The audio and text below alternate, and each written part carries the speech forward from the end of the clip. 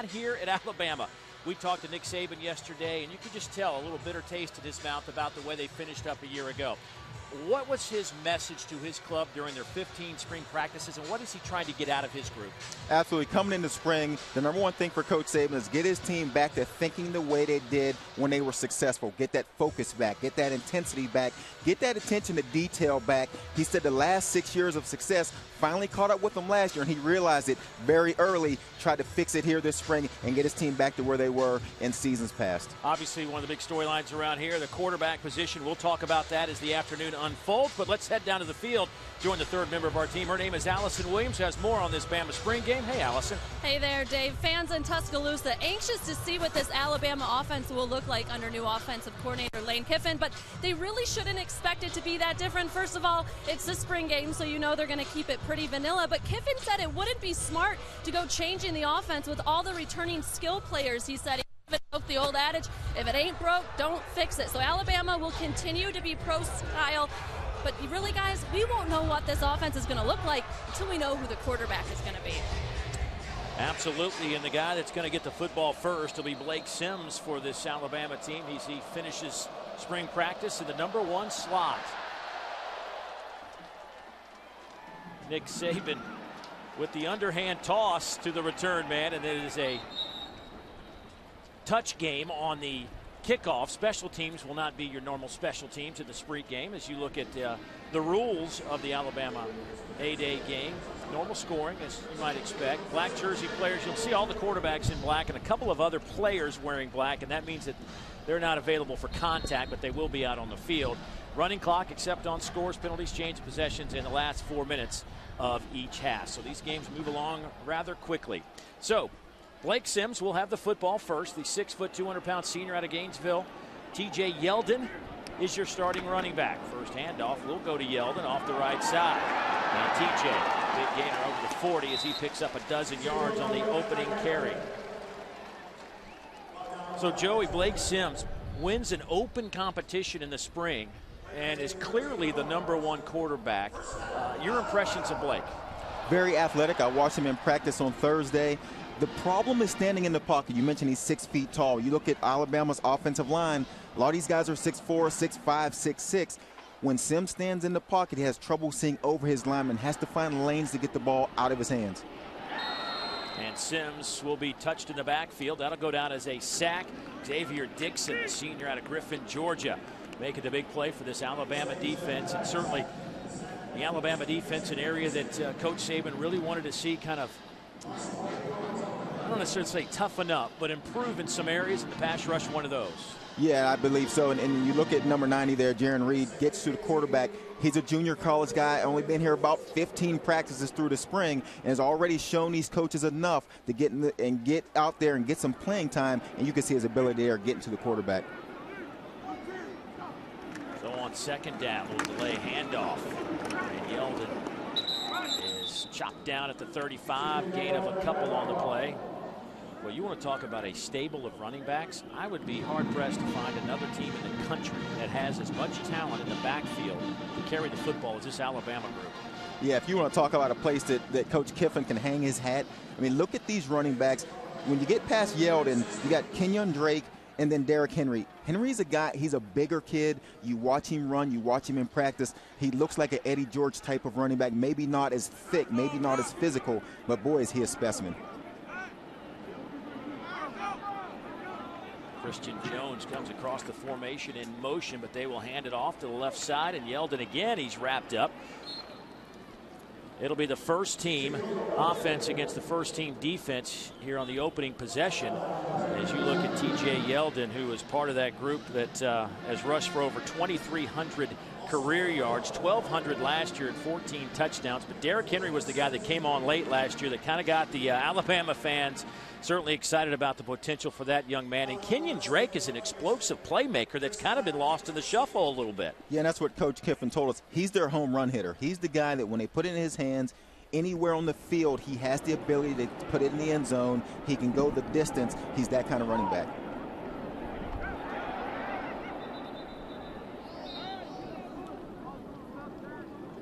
A 45-yard punt from Alec Morris, who happens to be a backup quarterback. Chris Black back to return that punt, and the white team will have the football for the first time inside the 30 down to 20. Actually, they'll spot it back at the 20-yard line. So on the opening possession, the white defense held up against the Crimson offense. As you look at Cooper Bateman, the redshirt freshman from Utah.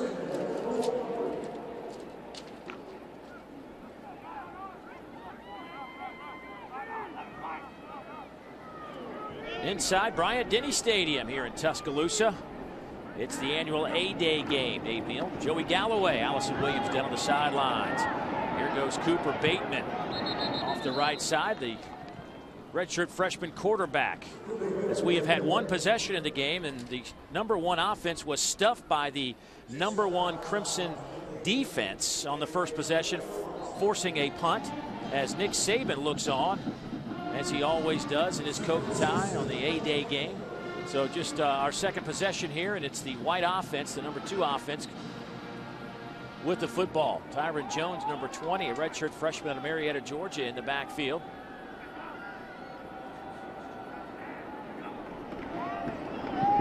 And Jones gets the carry off the left side, and he'll pick up a couple of yards over the 25 to the 26. Jonathan Allen led the charge defensively. There's Cooper Bateman, 6'3", freshman out of Murray, Utah. Cooper Bateman is a guy that Coach Saban said his good plays are very good and his bad plays are very bad. And they're trying to get him to be more consistent, be in the middle somewhere of those plays. And if they can do that, he has a chance to play some football. One word that kept popping out in our conversations with the coaches yesterday: consistency. That's what they want from that quarterback position. They want to know what they're going to get every single snap. Bateman drops back in the pocket. Underneath pass is caught by Robert Foster. That'll be a gain of 9, and that'll move the chains. You talk about that consistency from the quarterback situation. Think about A.J. McCarron, how consistent he was, what kind of leader he was. All of a sudden, he's gone, and then these young quarterbacks who haven't played much football have to try to step in and lead the team that same way with that consistency. And if they can get consistency from the quarterback position, they have so much talent around him in the skill positions that they'll be successful. So Bateman will be in the shotgun again, and Jones lines up to his right. Bateman will throw again. Over the middle, pass is caught, they'll say, out near the 50-yard line. Parker Barano with the catch, a gain of 17. Parker, the junior, out of Northport, Alabama, just down the road. How about Bateman standing in the pocket here? Had a couple guys open short, decides to hold on to the ball, reads his linebackers, creeping up, goes over their head and delivers a strike over the middle.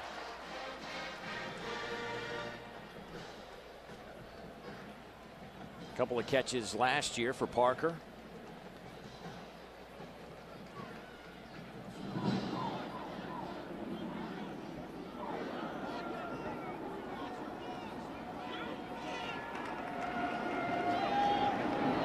Like they were trying maybe a little flea flicker of some sort, but a loss of 5. Jones turned around, had the ball around his chest, almost looked like he was trying to toss it out of there. Jonathan Allen with another play. And it's a good thing for the defense that he didn't get it out. They had Falcons down the middle, wide open down the center of the field. So it was definitely a flea flicker and set up very nicely. The defensive line did a nice job of not allowing the running back to get the ball out.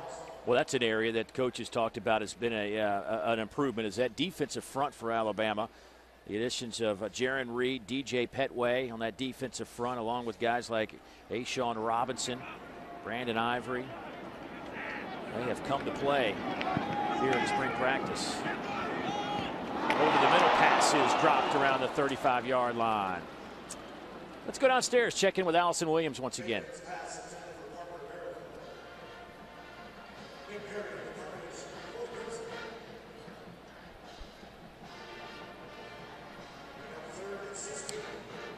Some technical difficulties with that mic. If you didn't notice, that was A.J. McCarron alongside Allison. We will try to get back down there, catch up with A.J., see if we can get that mic working, see where A.J. is in terms of looking forward to the NFL draft as he wrapped up an unreal career here at Alabama.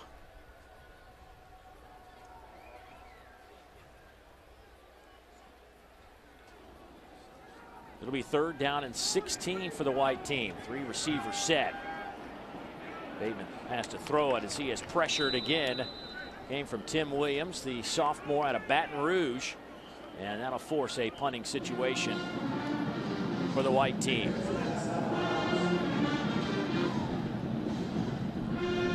Boy, defense, defense, defense.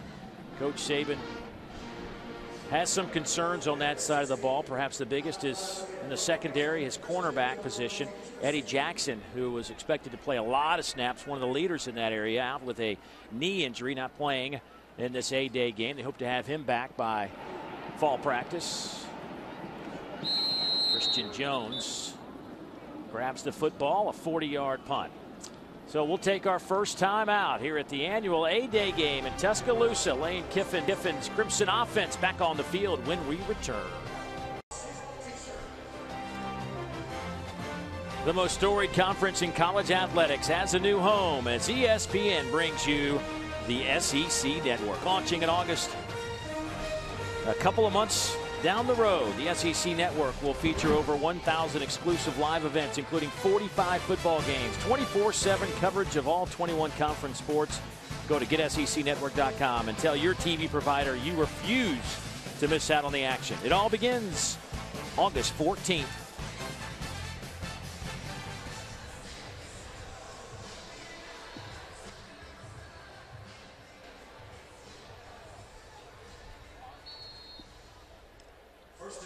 So the Crimson offense with the football for the second time. First two drives combined, 31 yards. Derrick Henry, his first action today in the backfield, but Sims will throw it, and it is dropped over the middle. Chris Black, the sophomore out of Jacksonville, Florida. Well, here's a little bit of the SEC Network and what you could expect in a few months. As we mentioned, 24/7. Nothing but SEC content coming your way every single moment of every single day. Studio shows, including SEC Nation, which will travel around and get you ready for college football Saturdays. Tim Tebow, a part of that. I'm sure you will see Nick Saban a time or two on the network. Just guessing. Here's Sims on a rollout. Dumps it off underneath to Justin Fowler, the senior fullback slash H-back for the Crimson Tide, a gain of 16 on the play. Let's go back downstairs and check in once again with Allison Williams. Hey there, guys. Can you hear me now? Hope so. Here with A.J. McCarron. First time as a spectator here at the spring game after your illustrious career at Alabama. What is it like to be watching from the sidelines? It's definitely weird, but it's fun. I mean, you get to come out and relax watching my little brother play, so I'm definitely enjoying it and, you know, just kind of taking everything in. It's been a while since I've been in this stadium and not had to play, so I'm having fun with it. All right, you had such a career here at Alabama, part of 3 national championships. It didn't end the way you would want with back-to-back losses. And when we talked to Coach Saban, he talked about complacency with last year's team. Did you ever sense that at any point during the season last year? Well, I mean, yeah, anytime, you know, you have a bunch of success, it's always room for everybody to be complacent. But I felt like the captains, you know, the older guys, we wanted it. We weren't complacent. I think if you ask coaches, you know, any of them, they'll tell you that. But it takes a full team. So, but I mean, we were young and we struggled at times. So if you think about it, I know everybody freaks out. It's 2 losses, one by a freakish play at the end of the game, and the next one is just a bad bowl game. So, I mean, it's not that bad of a season if you ask me, but definitely wish we could have won more. But it's football. It happens. You mentioned the attitude of the captains, and today you were inducted into the Walk of Fame with your fellow captains. What was that like for you? I mean, it's such an honor and a blessing to just play this game, for one, but to be mentioned with so many great guys that have played this game here and, you know, to have our name there for the rest of our life, it definitely means a lot to us, and, you know, it was a fun moment. All right, it's been a busy offseason already for you. You got engaged last month, wedding coming up in July, preparing for the NFL draft, and then joining a team. How are you juggling it all? Well, the good part about it is I don't have anything to do with the wedding, so I just kind of, she does all that, plans it, and she tell me the date, and I'll show up, and we'll go that way. But right now I'm just focused on football, and that's the good thing about it is, you know, I'm close to getting back just playing football, and that's what I love to do. All right, thank you, AJ. Thank you. Guys. Thank you very much, Allison and AJ. There's his little brother, Corey McCarron, a fullback on this team. We'll step aside for a moment. The White will have the football when we come back to Alabama. Come on, let's go. Let's go. Come on, we can't have them negative plays, man. Come on, Cam. Only got to protect them for a little bit. Let's go. Hey, guys, we got to have a middle hook guy in the middle hook. Hey, guys, look, we don't want to be conservative in this game, all right, but when we call pass play, you got to pass protect, man. Can't get sacked every time. Let's go. We want to throw the ball and get better. A little of the message sent by Coach Saban. Appreciate him allowing us to put a microphone on him during this spring game. We'll bring you some sound from the coach throughout the afternoon. So the White offense under the direction of Cooper Bateman with the football for the second time. Kenyon Drake, the junior out of Powder Springs, Georgia, with the carry. He picks up 8. Well, they really like a lot about Kenyon. You see what he put together last year, averaged over 7 yards a carry and 8 touchdowns. You mentioned he's kind of their home run hitter. Yeah, you can see how quickly he hit the hole. He changed directions, got up in the hole, and picked up 8 yards after the handoff. And that's where the success has been so far here today in the first quarter, is running the football. Not much in the pass game just yet. Drake had 99 yards against Ole Miss, 106 against Kentucky, 104 against Arkansas, and was playing a backup role. He turns the corner on the far side. Drake cuts it back. He's to the 40, and they will blow the whistle with Drake at the 35, and almost busted out of all those jerseys, and that'll get a nice round of applause after a run of 26 yards. Finally, the 80,000 woke up. Something to get him into the game. You can see his speed and his quickness, and the ability to stop, change directions, and get fast again. There's a difference between guys that are fast and guys that are really fast football players. Guys that can run in a straight line, they're only good out wide. Guys that can take the football in their hands, have the ability to be fast in spurts, stop your feet, get fast again. Those are the guys that are scary. Those are the ones that are explosive. Bateman goes under center. We'll hand it off to Drake again. Breaks a tackle, but can't break the second. A loss of 1 on the play. You see the Crimson defense there. They realized that Drake was starting to get a little warm. So what they did was brought up blitz off the side, catch him in the backfield, not let him get his feet started, not let him build up his speed. Then he's hard to deal with. But if you catch him 2 to 3 yards deep, make him make a cut, get his hands on him, that's when you bring down the big play guy. Yeah, Reuben Foster, the inside linebacker. Nice play defensively. Missed him the first time, but got up and made the play moments later. Second down, and let's call it a dozen. Bateman will throw. Going toward the end zone on the far side. Pass is caught.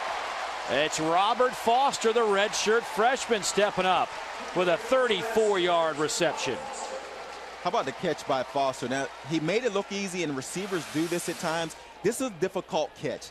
They tell quarterbacks throw the ball over the outside shoulder of the receiver. And you can tell here he has to lean back and follow the ball with his eyes over his head. That's a difficult catch. Nice play on the sideline, gets his feet in. So it'll be 1st and goal from the 2 for the White team.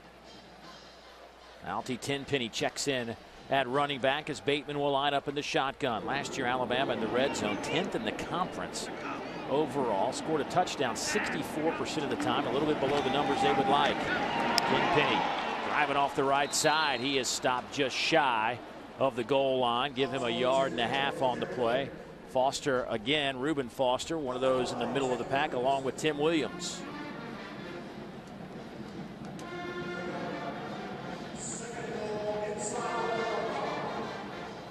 Boy, Reuben Foster, one of those guys that came out of high school a year ago, so highly touted. Everybody thought he was going to go to Auburn, but the last minute changes his mind, comes here to Alabama, considered the #1 inside linebacker in the country, but can't quite crack the starting lineup just yet for this Alabama defense. Boy, nothing happening there. Tim Williams with another big play. And these are the moments you find out about your offensive line. And that's been one of the questions here at Alabama is how well will their offensive line play. Well, that'll do it for the first quarter with the white team knocking on the door. We'll see if they can stick it in the end zone when we come back. The first quarter's in the books.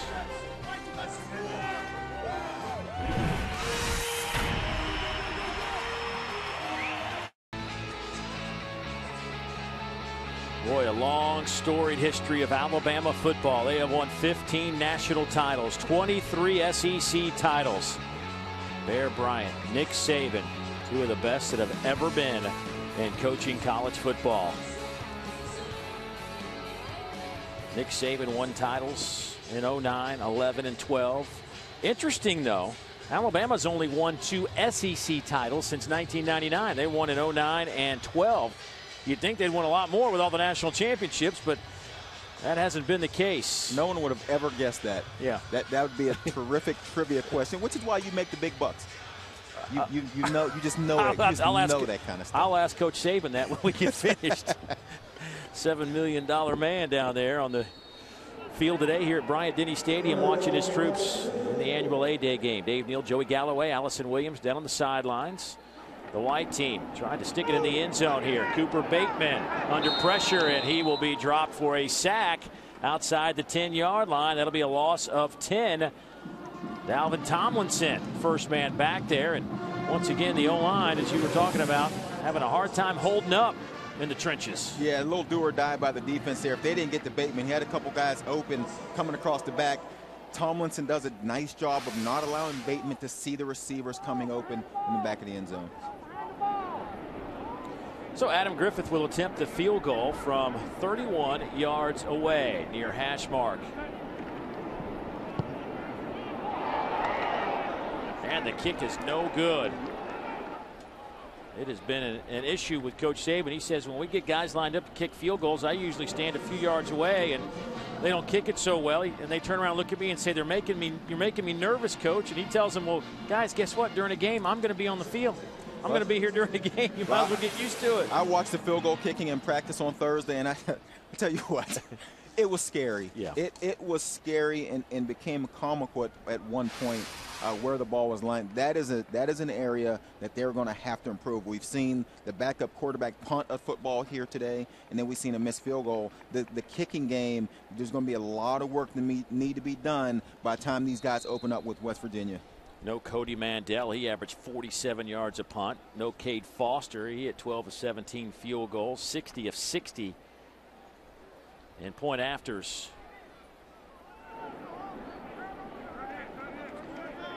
So the Crimson team will have the football at the 20-yard line. Blake Sims, your quarterback. He will hand it off to Yeldon. Breaks a tackle down the far sideline. Still on his feet. Across midfield to the 45-yard line. Give him a gain of 36 on the play.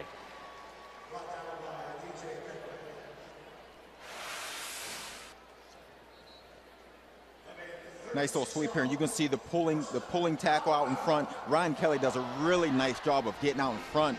And you can see Yeldon, he's tough to bring down. He's a thick kid, and you see him, his lower body's as thick as anybody, which is why he's so tough to bring down, has terrific balance. 4 carries, 50 yards today for T.J. Yeldon, averaging 6 yards a carry in his Alabama career. Sims throws, hits the tight end. Brian Vogler out of Columbus, Georgia, a senior. Well, we have an SEC college softball doubleheader later today on ESPNU. First at 4, the LSU Tigers take on the South Carolina Gamecocks. Then at 6, it's the Gators as they travel to College Station to face Texas A&M. It's an SEC college softball doubleheader today at 4 and 6 on ESPNU. Both games are also live on Watch ESPN. Second down. After the incomplete pass to Vogler. And off to the right side. I'll get 3, maybe 3.5.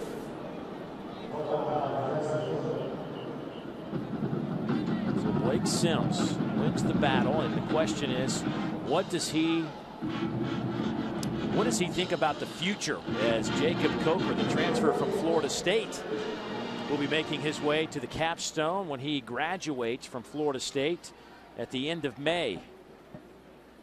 Yeah, in Sim's situation, winning the spring battle only gets you to the next it's the next spot of now you go back to competing again. You won one battle, you got to go back and try to do it again.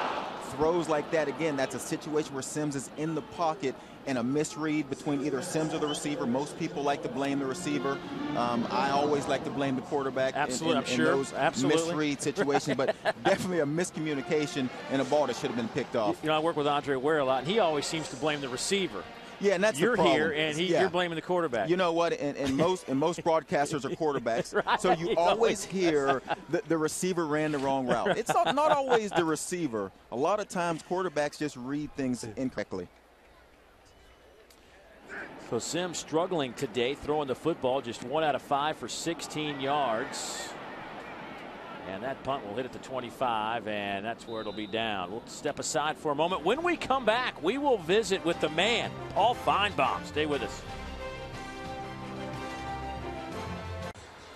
Gorgeous day here at the Capstone at Bryant-Denny Stadium, scoreless here in the annual Alabama spring game as we're in the second quarter. Up on our broadcast position, we are joined by a guy that you will hopefully see quite a bit on the new SEC network coming up on August 15th. It's the debut of the Paul Feinbaum Show on the SEC network. It's been a show for a long time on the radio dial, but we're taking it to TV now as Paul has become a big part of the SEC and ESPN networks. He joins us now. Joey Galloway on the far side. And Paul, thanks for joining us. I know it's an exciting time. You've taken a show that really kind of blossomed here in the state of Alabama, and it has gone coast to coast now. Can you believe where this has gone in a short amount of time? Well, I think it's gone that way, not because of anything I've done, but because of the passion of the people in this stadium down at Auburn today. And if we were on right now doing a simulcast, the Alabama fans would be pretty unhappy. Right. They would be angry. They would be following Joey's admonition of the quarterback situation and the special team situation. Well, as far as this Alabama team is concerned, Paul, obviously there are some questions. The quarterback spot, obviously number one on there. Can the defense improve some certain areas? What has been your take on where this Alabama team needs to go to get back to that championship level? Well, I think that decision was made around the time of the BCS championship game when Lane Kiffin was brought in. He has given it a spark. I saw him down the field, and it was still kind of weird to see Lane Kiffin and Nick Saban on the same sidelines because they had an infamous game here a couple of years ago. But this offense sputtered a little bit, and I say that, as you both know, and that's what they need more of too, is the fact that Alabama was really one incredible play away from perhaps being in a position to play for the national championship. But at Alabama, it's perfection. These fans don't really believe anything short of a national championship is part of their birthright. Paul, we've sort of had a quarterback competition. I say sort of because the guy that everyone has crowned as a starter isn't here yet, so the winner of the spring gets a chance to then compete with Coker, who's coming in sometime this summer. How do you foresee the quarterback situation playing out here? Yeah, with all due respect to Sims and Bateman and everyone else, I mean, they win the right today to lose to Jacob Coker in a couple of months. Well, as far as Coker goes, what we don't know a lot. I mean, he hasn't played a lot. But what is the perception that makes us believe or buy into the fact that he's a guy that can be anointed the next guy? But because he's not here. Right. Interestingly, I talked to his coach from Mobile last night, and he talked about he also tutored A.J. McCarron, and he reminded me, and you guys already know this, that Jacob Coker fought hard and almost won the starting job, amazingly, at FSU against Jameis Winston. Is that true? I mean, he said it was. You now, hear that, and okay, in my give opinion, us some truth serum. If it's true, then they had to have the best two quarterbacks in the country on one team. So it's a difficult story to accept. We could go back to Cam Newton and Absolutely. Tim Tebow, but listen, Joey, you broke the code. I think it's a great story. The coaches say I wasn't there. I don't know how he could have beat out Jameis Winston, but I think it gives fuel to the Alabama fans. I believe he's good, based on the people I've talked to, based on what Lane Kiffin has had to say, at least in anticipation. And Alabama needs a good quarterback because they had a long run under A.J. McCarron, which nearly broke the history books. Let's talk about big picture. And I know Alabama fans don't really care about the Auburn spring game that's going on and down the road. But nonetheless, is Auburn, in your eyes, from what you can tell about the way Gus Malzahn has that program, the direction it's headed, can they sustain the level they played at a year ago? I think they can, but I'm not sure they can do it this year. They have a couple of things working against them, mainly the schedule. It's a little more difficult. And can you, I don't want to say it's luck, although I will say the Georgia game was luck. I mean, the Alabama run back had some coaching that went into that. And, of course, Nick Saban putting the 1 second back on the clock at the end of the Auburn game will live in infamy. But I think Auburn will be very good this year. I don't think they will win the SEC, though. Paul, Peyton Manning created a little bit of uproar. I know you're a Tennessee guy. What were your feelings towards Saban and Peyton Manning getting together for a meeting? Joey, I asked Coach Saban that on the field today, and I can't use the word that he said. He said, how do I always end up in the middle of this blank? And it seems like that's what's going on right now. The 10-second rule, the end of the season against Oklahoma, I think it's much ado about nothing. I mean, he said they were here 2 weeks ago. The story that came out this week acted like they were here yesterday. And he reiterated that he didn't talk to the two together. He talked to them individually. Now, listen, do you believe it? Like you believe the Winston story? I don't know. I mean, Nick Saban wouldn't mislead any of us, of course, but other than the Miami Dolphins fans. But the point is, I think it's a ridiculous story. Well, let's talk about another subject real quickly, and that is you've got a new book coming out. When is that? First of all, when's it coming out? What's it about? And give us a little brief synopsis. Well, no coincidence it will come out the same week as the SEC Network is launched. Shocking. The name of the book is My Conference Can Beat Your Conference, Why the SEC Still Rules College Football. And it's going to be about how this run began. It's going to be about the fan culture, how our show intersects with that. And I will be outside the stadium selling advanced copies here in 5 minutes. Okay. I'll buy one.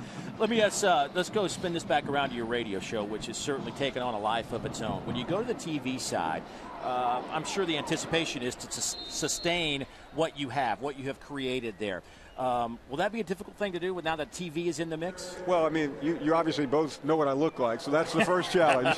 Makeup and a toupee will not help this.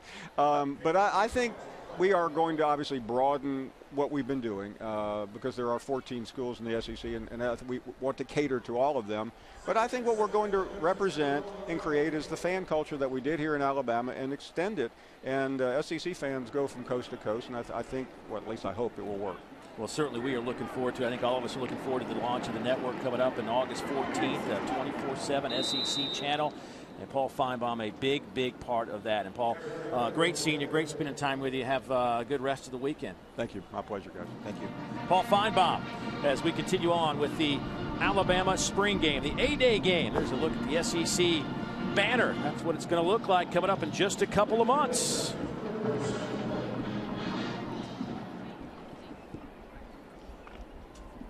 .6:05 to go here in the second quarter. Still waiting on somebody to strike.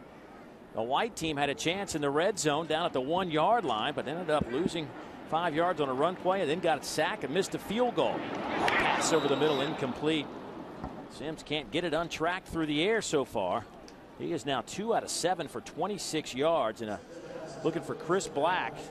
Landon Collins back there making another play. We haven't talked a whole lot about the safety spot. The coaches talking to Kirby Smart, really happy with the safety play. Once again, it's his corners that he's having some issues with. Yeah, and I think, if you look at the guys that left, Sunseri's gone, Clinton Dick's gone, you'd have thought that safety would have been an area of concern. But you talk to Kirby Smart, Landon Collins is a guy that's played a lot of football. They think he'll be the next really good safety here at Alabama. But Geno Smith has been the story of the spring. He's been outstanding so far, and he's a guy that's been a big surprise. So timeout on the field, 5:08 to go in the second quarter. Back in a moment to Tuscaloosa.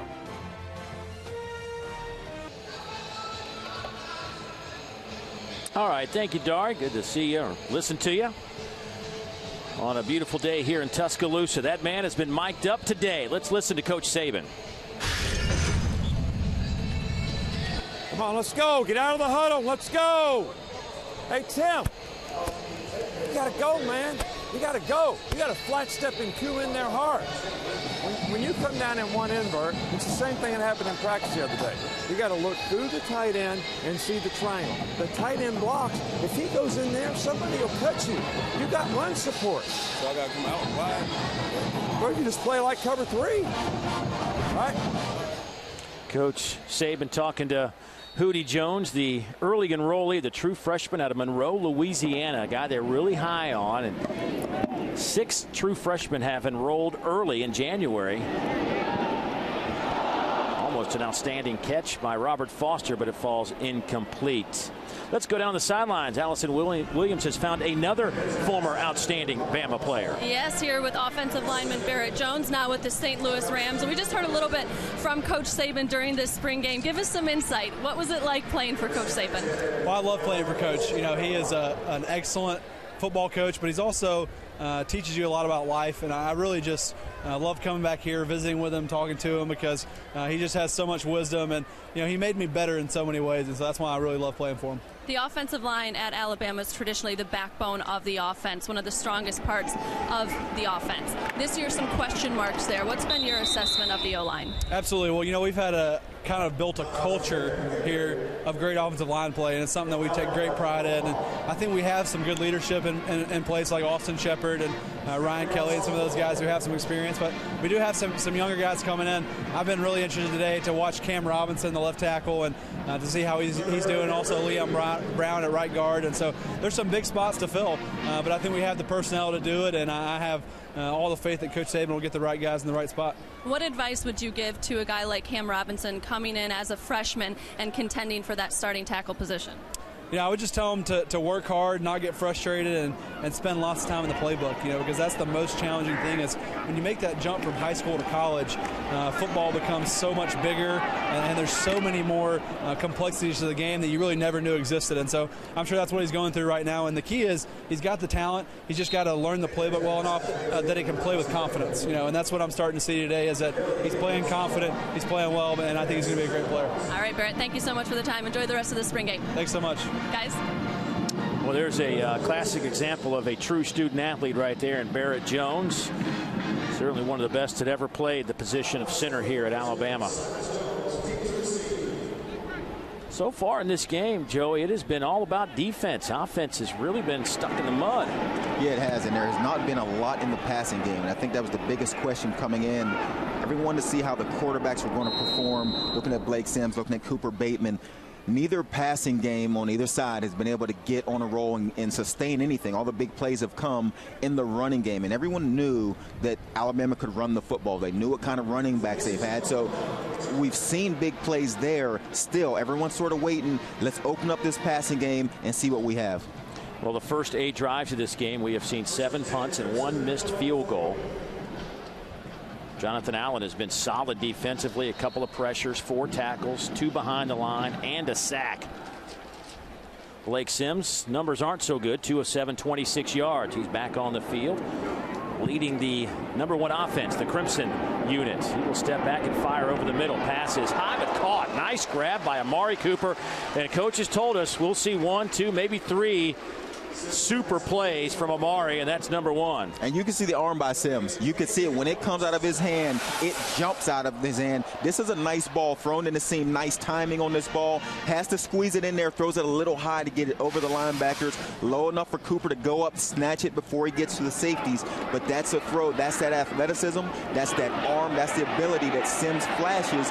Now they just have to be more consistent, which we talked about earlier, and have the ability to find lanes to get the ball out of his hands. Derrick Henry with a gain of 6. Brad DeSilva with the stop.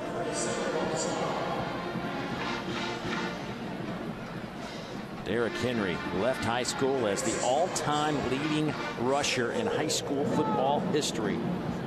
12,124 yards. Set up the screen to Henry, and he is met and stopped right in his tracks by Reggie Ragland, the linebacker. That'll be a loss of 2 on the play. Nice job by Ragland getting around Cuanjo, the left guard, who was out there to block. It's a tough situation for an offensive lineman to block out in space, and these linebackers, especially athletic like Ragland, can get around them and make a stop. Incomplete. Now the clock is a running clock until we get to the last 4 minutes of each half, and that is where we are now with 2:35 on the clock. 4th down. Looks like this Crimson team will go for it as they are at the 34-yard line.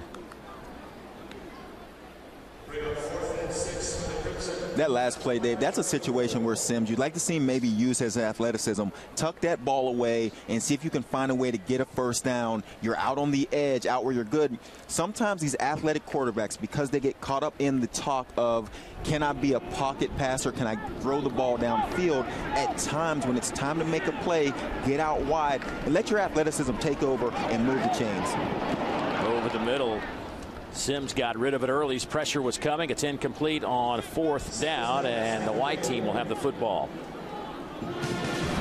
Well, the SEC Network kicks off the college football season on Thursday, August 28th. Coverage begins with Tim Tebow and SEC Nation live from Williams-Brice Stadium in Columbia. Then the Gamecocks open the season at home against Texas A&M, followed by Temple and Vanderbilt from Nashville. Go to GetSECNetwork.com and tell your TV provider you refuse. You absolutely refuse to miss out on the action. Good way to kick off the network. South Carolina, Texas A&M. Boy, I think the Gamecocks are going to be good.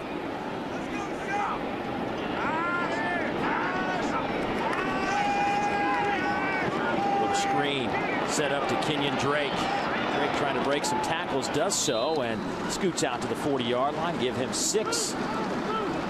Cooper Bateman. Cooper now 5 out of 8, 60. Make that 72 yards. No picks, no touchdowns. Offs it up, trying to get Robert Foster to make a play. Goes incomplete. And again, it looks like a miscommunication between Bateman and Foster.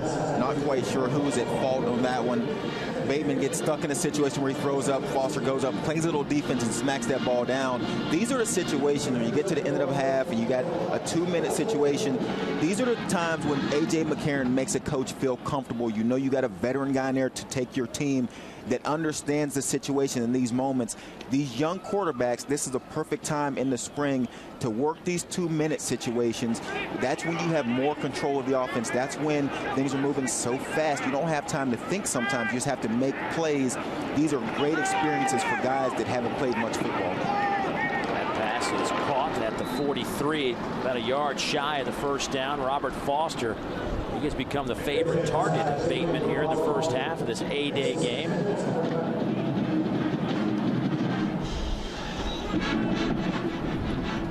.143 and counting to go before halftime.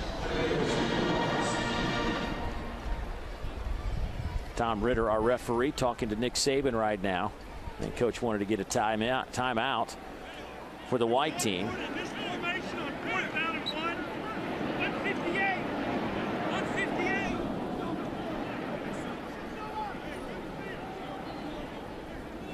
This is definitely a spring football call here. A 4th down on your own side of the 50-yard line. Close game. I think that during the season, you punt this ball away for sure. I think spring football, when you said Coach Saban called a timeout, I wasn't sure which team he's calling a timeout for because, right, you know, defensively you would like to call a timeout in that situation and try to get a stop here. So on 4th and short, they give the football to Drake, and he is stopped. Reuben Foster was the first man to make the hit. Second effort by Drake, though, will be close to the first down line. I think they will move the chains.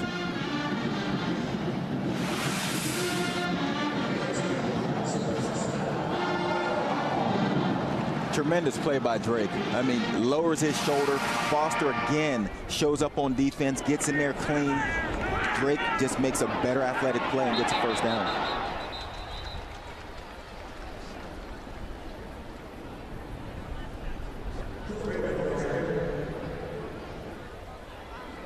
TJ Yeldon had a nice run, but for the most part, it's been Kenyon Drake that has probably had the best first half offensively for either club. Well, we talked about the running backs, Drake, Yeldon, Derrick Henry. And the coaches said that Tyron Jones and Al-T. Tenpenny have also had good camps, but it's just when you got the 3 in front of you like that, Drake, Henry, and Yeldon, it's going to be tough to get them some action. That pass almost picked off. You see the black jersey there of Tony Brown. Boy, you want to talk about a guy that could be an impact player. He's in a non-contact black jersey. You see his left arm, left shoulders all taped up. He actually had an injury back in high school, and he's a unbelievable track star. I'm talking about world-class speed out of Beaumont, Texas. He was running track at Alabama, tripped over a hurdle and fell on the shoulder and hurt it again. So they have kind of put the reins on him a little bit. But when you start talking about this young man in the future, the eyes of these coaches light up, Joey. Absolutely. And corner is a position, again, where there's some question mark for Alabama coming into spring and into the summer. And so a guy like Brown who can play, who's shown that flash of athleticism, that flash of playmaking ability, that's an area where he'll have a chance to get on the field. Raheem Falcons on a nice catch. That'll be a first down at the 32. Gain of 20 on the play, so the clock approaching 60 seconds to go before halftime. Bateman lofts it up. Falcons looked like he was running out of bounds. Incomplete anyway. Coverage by Tony Brown. Just some numbers on Tony Brown while we're on him. In terms of speed, he's been clocked. Now, it was win aided at 10.3700, but his official best is 10.5 in the 100. Ran a 7.76 60-meter, fastest time in the nation in 2013. And he won a state championship in the 110 hurdles in high school in Texas. I know you're a speed guy. You gotta like a guy like Tony Brown, huh? Yeah, it's unfortunate he's on the wrong side of the football. I like the speed guys that are playing receiver, but you know, with that kind of makeup speed, especially at corner, it gives him the ability to sort of bait a quarterback into throwing some of these balls. The deep ball, he knows that he's the fastest guy. He knows he can close. He knows he can go get the ball. This will make, you know, you think about speed cornerbacks, Darrell Green, you think of Deion Sanders. Those guys knew that they could close on the football while it was in the air.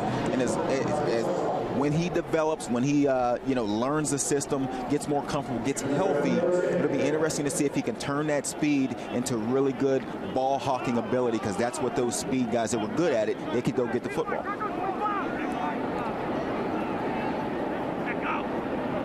Third down and 10 coming up. Bateman, by the way, 7 of 14, 95 yards. He'll throw it again.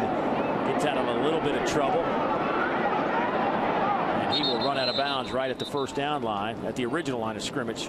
Jonathan Allen, who has been all over the field. That'll be a loss of, let's see, they'll say he stepped down back at the 36, so a loss of about 4 on the play. Yeah, and that's a young man's mistake right there, Dave. You've got to get rid of that ball. You always, that has to drive Coach Kiffin, the quarterback coaches, the offensive coach, everyone nuts right there, because in that situation, that's what the rule is made for. Simply flip the ball out of bounds. Don't give up that 4 yards. You're talking about a team that, number one, they've struggled to put points on the board here in the first half, but you also have field goal kicker issues. Those 4 yards in these situations, they mean a lot. You don't want to just give them away. 4th and 14 now. And a timeout taken by the white team on 4th down.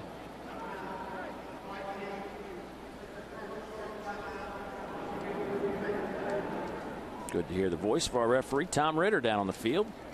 Veteran SEC official.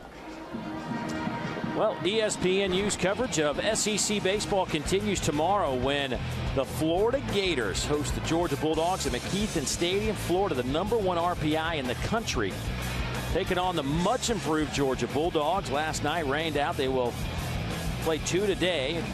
It'll be coming up tomorrow at noon on ESPNU. It's also live on Watch ESPN. You know, one thing you can count on about Nick Saban and this staff that he has here is they're going to go out and get the cream of the crop, the best of the best. And they've done so again. And I think one of the things we have seen develop, not just here, but across the country, is a lot of early enrollees. Young men are graduating early from high school, trying to get a little head start on their college careers.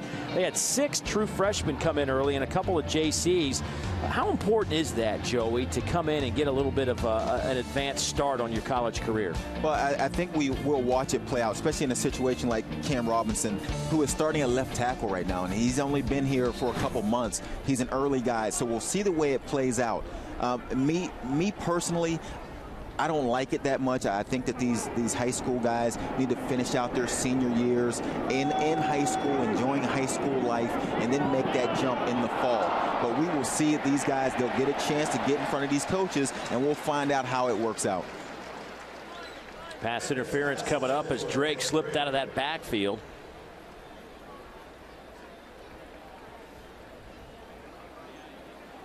Averett, the redshirt freshman, will be whistled for the pass interference. Are they going to say pass interference? Number 28 defense. That's a 15-yard penalty, automatic first down.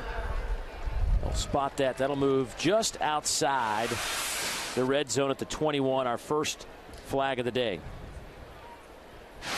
Not a whole lot there. A lot of times corners will sort of panic when that ball is in the air and sometimes put their hands on the receiver when they really don't need to. The coverage isn't that bad. Just have the ability, have the confidence to just turn and play the ball. 10th play of this drive coming up. To the end zone. It'll be incomplete right at the goal line. Looking for Robert Foster again. Nick Perry, senior safety. Along with Averett as well back there in the end zone. And this ball has to get up and down a little quicker than this. That's a play that this safety has a chance to make that play. Nick Perry, that's a ball I'm sure when he looks at it on film will say, I should have just went and intercepted that ball. But again, ball in the air, a lot of times defensive backs, they got their eye on the receiver instead of just realizing I'm in good position. Now I have time to turn and play the ball, and that would have been a big turnover. Bateman will try it again. Trying to set up a little screen to Drake. Stays on his feet for just a moment. And it looks like an injured Crimson Tide, a couple of them. Reuben Foster, who made the hit on Drake, slow to get up. Boy, Foster has really shown today defensively.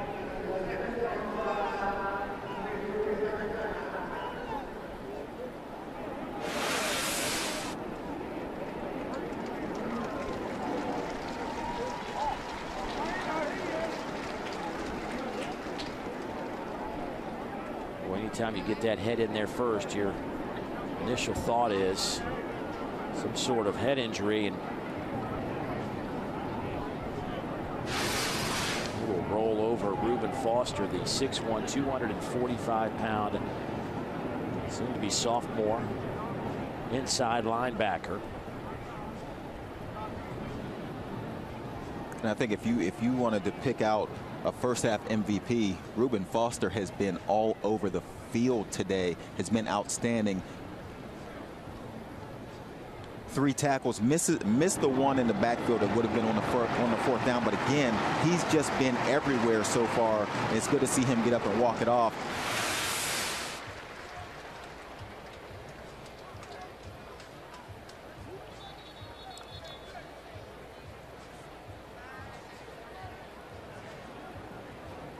Both players up on their feet, but Foster certainly a little bit slower to move than Kenyon Drake. They will take him right back to the locker room. 24 seconds to go before halftime. Tenpenny in the backfield. A 3-receiver look from Alabama.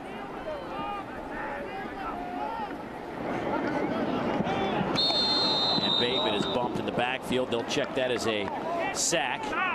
And Nick Saban having a little chat with his quarterback, Jonathan Allen, again involved in the play defensively.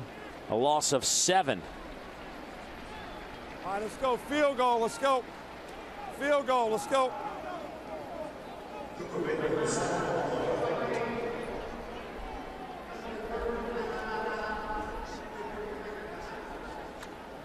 So the field goal unit back on the field. And you see Coach Saban walking off the field for the first time today. Maybe what you said about standing too close to the field goal kicker makes those guys nervous. Coach Saban's completely off the field at the moment. 47-yard attempt on the way from Adam Griffith, who missed from 31 earlier near hash. That kick is blocked right up the middle. The push came right over the center spot, and guess who? Again, I've been saying his name a ton today. Jonathan Allen, the sophomore out of Leesburg, Virginia, has been all over the place. Part of that front 3 or 4, depending on the formation Alabama's going to run. 3 pressures, 4 tackles, 3 behind the line, a sack, and now a block. Come on. That's a good half. It's disappointing that there is no outside rush and spring rules of field goal kicking, so they're just going to push in the middle. So you would think that'd be an area that you would be able to block, but did not get it done there. And the defensive side of the football on both teams has been pretty good here today.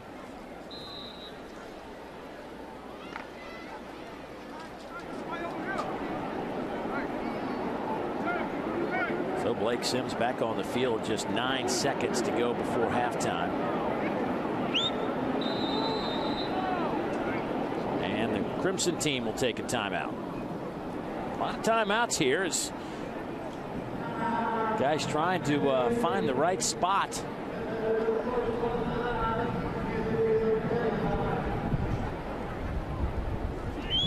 Boy, Lane Kiffin, we saw him on the far side. It was interesting talking to him yesterday at Link. Well, he seemed to be in a very good place. I mean, he felt very comfortable. He was open, relaxed.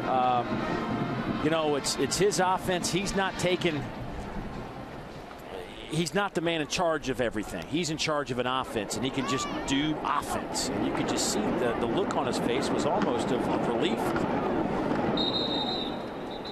And feels pretty good. I guess you'd feel pretty good too, Joe, if you had all the weapons he had at receiver and running back. Absolutely. You talk about the running backs. You got Yeldon, Drake, Jones, Henry, Tenpenny Fowler. I mean, if you're offensive coordinator, you're coming in. Usually, and he said this, usually when you take over an offense, you're taking over an offense that isn't very good. He stepped into a really good situation. When you talk about his running backs, you look at outside guys like Amari Cooper, big playability. So he has some weapons in his first year that most guys just don't get. Got to figure out the quarterback position, obviously, and solidify a couple of spots on that O-line. But I'd like to think this Alabama offense can put up some serious points. That pass almost picked off. Reggie Ragland got his hand on that. And that'll do it for the first half of football. No points on the board as the defense wins the first 30 minutes of the annual A-Day game here in Tuscaloosa.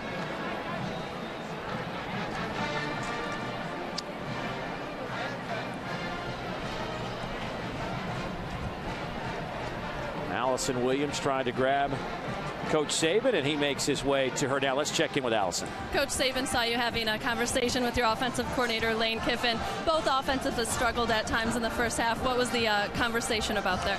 Well, there was no disappointment. You know, we just try to play certain things in the spring game where we're not playing the situation in the game. In the last 4 minutes, we're going to throw the ball and go no huddle.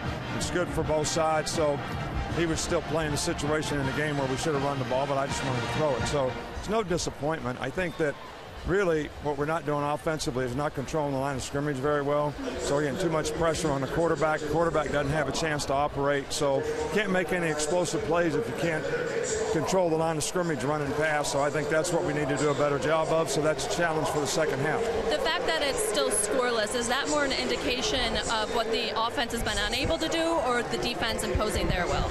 Well, I think when you're playing against yourself, obviously, you know, every negative has a positive. So if the offense is struggling, that means the defense is probably playing pretty well. But we're very limited in what we're doing really on both sides of the ball. So the players really have to rely on execution in a game like this to be able to make plays. We made some good plays. We just haven't made them with enough consistency. Thanks, Coach Saban. Guys. All right, thank you very much, Allison. Scoreless here at halftime of the annual A-Day game. Time for us to send it to Dari Noka and Charles Arbuckle back in the studio. Guys, it's all yours. It is the SEC on ESPN. We are back inside Bryant-Denny Stadium. Dave Neal, Joey Galloway, Allison Williams down on the sidelines after 2 quarters of football. Nobody able to put any points on the board. Certainly the team led by Cooper Bateman had their opportunities. They got inside the red zone, actually got down to the 1 and could not punch it in, actually went backwards.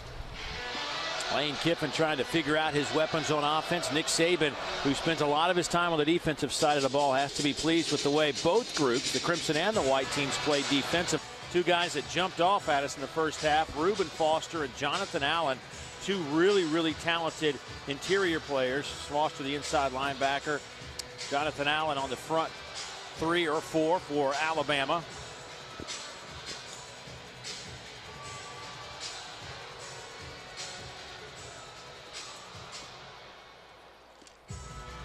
So we are about set for third quarter football. Once again, we'll have a running clock. And it's basically touch football on kickoffs.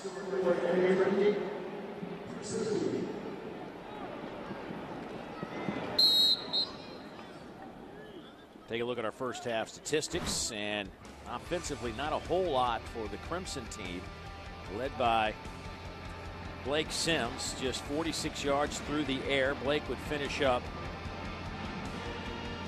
4 of 12, 46 yards.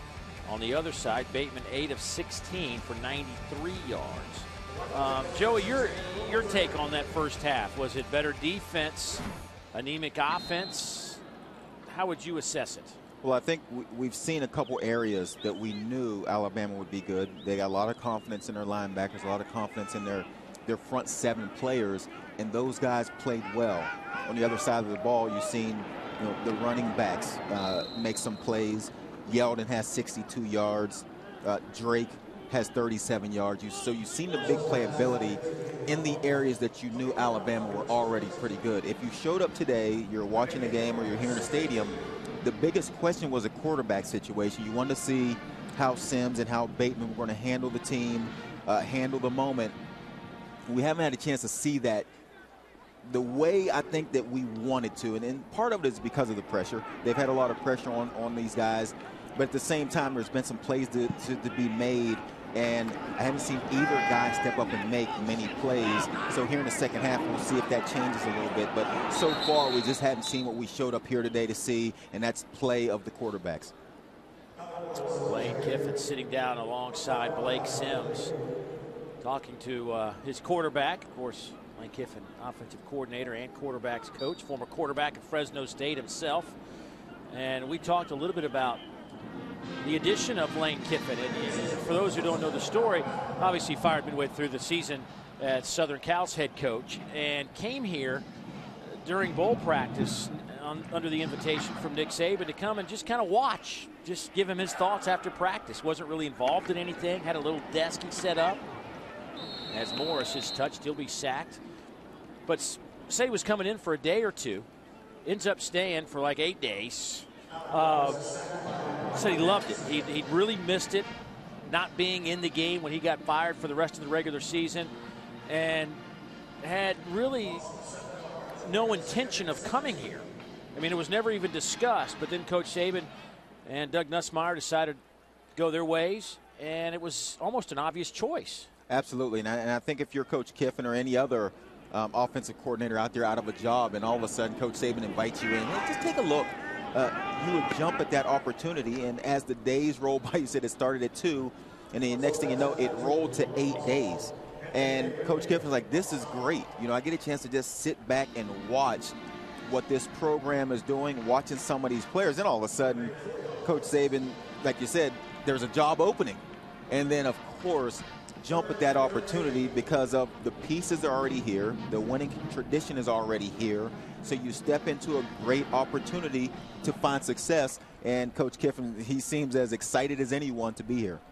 Well, he is a lightning rod in the world of college football. There's no doubt about that, as that pass is incomplete. But, one of the things we talked about, he really hasn't been available to the media, which is something unique for him. He's always been talking to just about anybody that'll listen. But Coach Saban keeps his coordinators and assistant coaches under wraps. They really speak in August sometime to the media, but after that, that's their only opportunity. So nobody's really had a chance to get with Coach Kiffin. We were fortunate enough to spend some time with him yesterday. And I asked him about his Tennessee experience. And he says, you know what? I loved Tennessee. I loved what we were doing. We got some of the mojo back, but my dream job came open. And when that came open, he felt inside he had to take it. And he's sorry for everything that happened around it, but it's a once-in-a-lifetime opportunity is how we looked at it. And that part of it is hard to understand. If you're a fan, if you're a guy, even in the media, and you're just looking at the situation, that is hard to understand.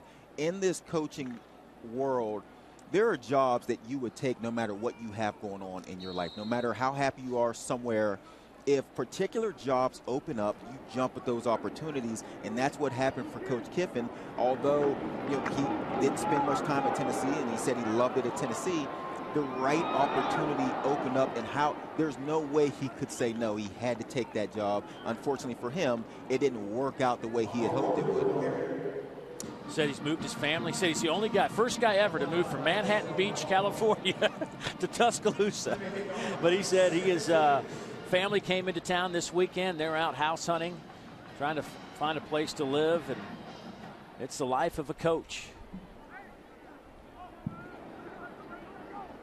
Now the question is we just had a shot at Coach Kiffin up there a minute ago, his thoughts about quarterback position as TJ Yeldon with the carry of 5 yards, and a guy in attendance who I'm sure he can't wait to see, and I think a lot of people, Jacob Coker, there he is, the Florida State soon-to-be transfer. He is still enrolled at Florida State, wrapping up, has to graduate, and when he comes to Alabama, will have 2 years of eligibility left.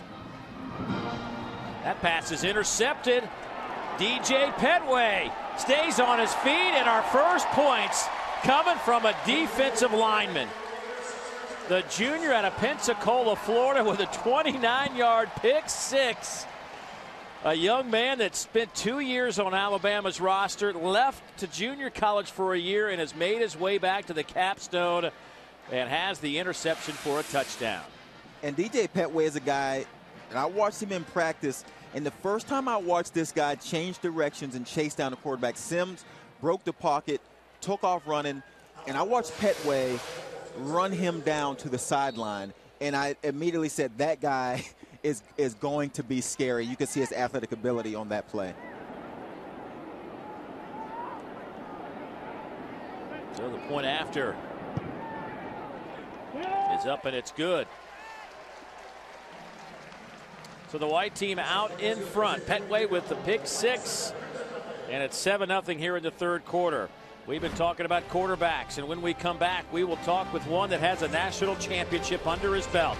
Former Tide signal caller Greg McElroy, now part of the SEC Network, will join us on the other side.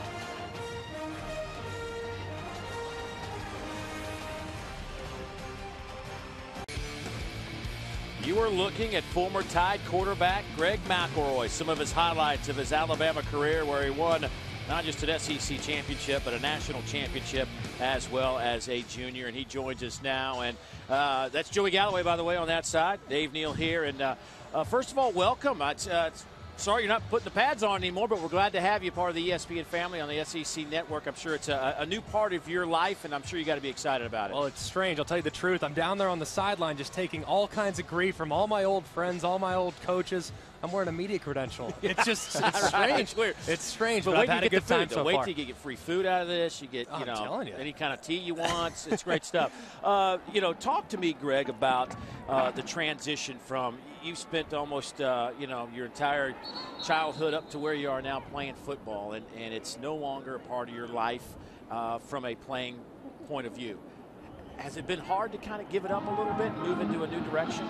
Well, of course. Obviously, my entire life was spent trying to put my best foot forward and have a great opportunity to play in the NFL. But also at the same time, I had to realize this opportunity to be a part of the SEC Network, with everything that ESPN's doing, with everything the SEC Conference is doing, and all the resources going into this project, I couldn't be happier with the position that we're in, and I couldn't be happier with the route that my life has taken at this point. Greg, I tell you what, your body's going to feel a lot better on the weekends now doing this job. Greg, my biggest question when I got here is I was dying to see Tuscaloosa. I was dying to see Alabama. Dying to find out, every time I look around, there's a 4 or 5-star guy coming in. Why Alabama? Why do you guys come here? What is it about this place that makes it special? Well, truthfully, I can only speak from my own experience, but the reason why I came to Alabama is because when you step foot on campus, you felt a vibe. You could tell the passion. And when I came to my first game, which was an 8A game in 2006, I came and I realized at the spring game how much passion, excitement, and enthusiasm there was. And I think the fact that the tradition and all those things just make this place really, really special. And I'm so grateful for having had my 5 years here. Well, let's talk about what we're seeing right now on the field. Obviously, quarterback position was a question mark coming in. Blake Sims, even from the words from Coach Saban, has overachieved in his eyes, had an unbelievable 15 practices and earned the #1 job as we wrap up this spring practice. Your take on the first half of where we are? Not a whole lot of offense in this game. There really hasn't been, but I think the play calling has been extremely conservative. I know Coach Saban breaking in a new offensive coordinator in Lane Kiffin. I know that he's somewhat handcuffed in what he's trying to do offensively today, but I also think that there have been flashes for not only Blake Sims, but also Cooper Bateman. I've been real impressed with the way the freshman's played. I think he's got a nice ceiling, and I think obviously the addition of Jacob Coker in the fall camp is really going to help this team, and I'm really interested to see how things unfold. And I think whoever it is going to be the guy that needs to show Coach Saban that he can trust him, and that's going to be the guy that's taking the reins. Coach Saban talked about getting back to the way we do things here at Alabama after last season. Now, it's only 2 losses, but it felt like it was a lot more, especially losing to Auburn the way it happened here. You being a guy that has played here, you knowing the situation, what does that mean when Coach says get back to being the Alabama that we were and preparing the way we did? Well, I can say this. I know when I was a part of the team in 2008 and we lost our last 2 games against Florida in the SEC championship game and then losing to Utah in the Sugar Bowl and just having such a letdown, such a poor performance, similar to that they had against the Oklahoma Sooners in January. I really think that this is a recipe for Coach Saban where he can teach and he can show those kids. He can look back and they can put on the film. He said, this is where you guys did not play up to the standard in which we try to establish around here. And these kids are going to come out here in August and September, and they're going to show that they have a tremendous chip on their shoulder. This is exactly what Coach Saban wants, minus the losses, but it's exactly what he wants from a teaching perspective, and that's what he is more than anything else, a teacher. You know, talk to me about the SEC overall. Obviously, Alabama's rival Auburn just had one of those years a year ago. But playing in this 8 Saturdays out of the year in this league, in this competition, can you put any tangible thoughts on that? I mean, from somebody who doesn't get to do it, what's it like to suit up in the SEC for 8 Saturdays? Well, I think that the SEC network, truthfully, is going to give us an opportunity as a nation to kind of look in and get behind the scenes of what makes this conference so special. But really, the great thing, you can see it all around. You see the kids dressed up in the dresses, and you see people of all ages wearing jerseys. You see the band, the $1 Million Band, the Crimsonettes, the tradition, the pageantry, all those things that make the SEC so special and really make it very different than every other conference I've ever been around. And I'm very grateful to have had the opportunity to have played in the SEC, and I'm very grateful to have the opportunity to be a part of the network that's going to showcase all the things that make it great. Well, fumble there. We'll give it to the Crimson team as Drake puts it on the turf. So good opportunity now for the Crimson team. And don't forget that coming up on August 28th, it is SEC Network football as it begins with Tim Tebow and SEC Nation live from Williams-Brice Stadium. And then it's the Gamecocks opening the season at home against Texas A&M to be followed by Temple and Vanderbilt from Nashville. You want to see all that action, you got to go to GetSECNetwork.com and tell your TV provider that you refuse to miss out on that action. So the fumble down inside the red zone sets up the Crimson team. Blake Sims back on the field. Ball sits just out the 5-yard line. Here goes T.J. Yeldon off the right side. He's driving toward the goal line, so he'll spot it just about the 1-yard line. Great question for you. As you make your transition into ESPN, you're no longer on every Saturday. You're no longer one of the Crimson Tide. You have to start making decisions that are more of a national-based question. Who's the favorite coming into this season, in your opinion, in the SEC? Who's the favorite to win it? Well, I think the favorite coming in has to be the Auburn Tigers, truthfully. I mean, with what they have returning and the consistency that they had at the quarterback position late down the stretch. Granted, they did win 6 games by 8 points or less, but the amount of talent that they displayed and how close they came, 19 seconds away from winning a national championship, there's something to be said for that. And until someone takes them down, they have got to be the favorite. But I think Alabama makes a strong push, and I really think the SEC will be decided on that Saturday in November known as the Iron Bowl. And I really think that's going to be the way it goes. Here's a look at the Crimson team just inside the 2-yard line. A little power off the right side. Gets Yeldon in to the end zone. He's done that a time or two in his career. I tell you what, the SEC West is going to be brutal. LSU is going to be good. Auburn's good. Over in the East, I think South Carolina's got to be a team that you look at that will play for the SEC championship. But I would hate to be a part of this West because Ole Miss is going to be good. Mississippi State's got a great quarterback. Dak Prescott coming back. It's going to be a wide open West this year. Without question. And honestly, with how things are going for Texas A&M, that team could develop into a really special team. If they have some type of development from their quarterback position, regardless of who steps forward, they could be a question mark in the West as well. Well, as far as Alabama goes, what do you make of the weapons? We've talked a little bit about Amari Cooper today, but there's other receivers out there that can make some plays for you. DeAndre White's not even playing in this A-Day game because of an injury. I mean, it's been a while since Alabama's had this kind of offensive weapons. You've had running backs, but receivers are loaded. It's unbelievable. The amount of depth, honestly, and I really think our second best receiving threat behind Amari Cooper is probably the tight end. I mean, I really think he's really special, and I think he has an opportunity to really do some incredible things. And I think if given the opportunity, I think O.J. Howard, that is, I think he really could develop into one of the bright young stars in the SEC, someone to definitely keep an eye on. Let's say you're playing quarterback, and all of a sudden your offensive line has some questions. You're bringing a freshman in, Cam Robinson, who's starting at your left tackle right now. As a quarterback, what can you do to help Cam Robinson make the adjustment? He's still a senior in high school, mentally. He has to make this adjustment all of a sudden to play left tackle in the SEC. What can you do as a quarterback to help him out? Well, I think more than anything else, when you're a freshman coming in, it's mostly how unsure you are about yourself, because coming onto the field, and you understand, Joey, you're kind of thinking to yourself, can I do this? I obviously have the athletic ability. I was highly recruited. But no matter what, until you go out there and do it, you're still going to have some question marks and you just have to remain confident. And as a quarterback, you just pump that guy full of confidence as often as you possibly can. Handle him with kid gloves. And I know Coach Lane Kiffin, I know he'll do a tremendous job of getting the ball out quick, trying to make him feel comfortable, trying to get an extra blocker on that side, whether it be a running back or a tight end, to try to simplify the game for him and have it slow down a little. Some big boys. Another 325-pounder. He should be getting ready for his senior prom right now, and he's playing in the A-Day game. It's crazy.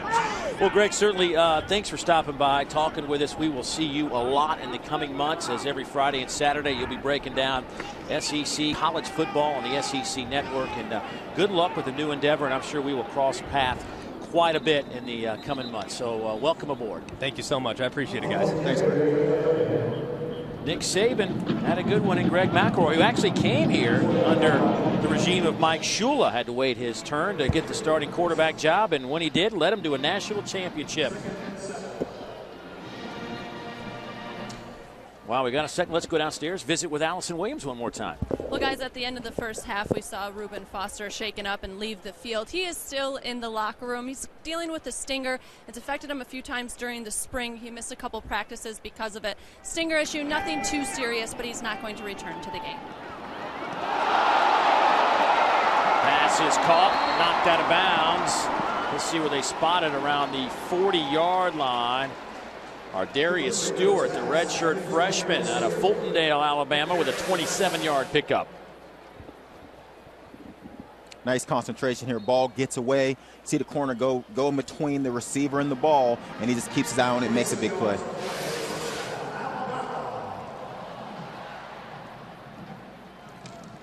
To Tony Brown's defense, he's got that bad shoulder and trying to avoid contact as much as you can. In that black jersey, it may have helped Stewart come up with that reception. And off left side. Tenpenny hit right at the line of scrimmage by Tim Williams. Tim Williams has 5 tackles, all behind the line of scrimmage, has a pressure and a fumble recovery today. And another defensive player that we're talking about that's shown pretty well today. Yeah, we talked about, getting turnovers on defense is something that Kirby Smart, when we sat down and talked to him, was their number 1 goal defensively. Well, number 2, actually. It was play fast and then create turnovers. And fumbles were the turnovers that they wanted to create more of. Haven't done a nice job of that. Got one here today, but that is something that they've been focused on trying to work on in the spring. They only created 19 turnovers last year, 8 fumbles, 11 interceptions. They were +2 in the turnover margin department, which was 5th in the conference. But it was interesting to listen to Kirby Smart talk about fumbles in particular. He says intercept. I want any kind of turnover I can get, but we have got to get better at stripping the football from the opponent. And he was adamant about it. And I don't know that I've heard a defensive coordinator so focused on creating just fumbles. Yeah. You know, most guys just say, we got to get the ball back. And he did say he'd be happy to get it back anyway. But with that much focus on just creating fumbles, I don't know that I've heard a defensive coordinator come into a spring, come into an offseason with that much focus on just one aspect of the turnovers. You mentioned another aspect of this defense, and the question to Kirby was in our meetings, give me a couple of areas since the regular season ended that you felt you needed to make some strides in. And the first thing out of his mouth is what you mentioned, speed. The speed game, especially the last 2 weeks, Auburn and Oklahoma ran a ton of plays against him, and they had a hard time adapting to that. They went around, visited other schools, had coaches come in, try to analyze how they could be better in that game. And I'm sure, that's the way college football's going now. And I think Alabama's trying to figure out how to match the speed on offense. Absolutely, and there's two ways you can go. And he mentioned this. You can get your smaller, faster team on the field because they can hold up to 12, 13 plays if they have to, or you get your stronger guys out there realizing that at some point in time you may have to get those guys off the field to get them a break, and then that's the situation you get yourself into. You're trying to get guys off the field. These fast-paced offenses won't allow you to sub guys, so you got to figure out a way to get your best 11 on the field of trying to stop these high-powered offenses, and that's a situation. You hear coaches say, look, we went to visit other staffs that run fast-paced offenses to try to find out how you stop these things defensively without being so vanilla on defense, because they do a lot here defensively at Alabama, and they don't want to take their ability to be different at times away just to stop some teams. Under 2 minutes to go here in the third quarter. Tied at 7.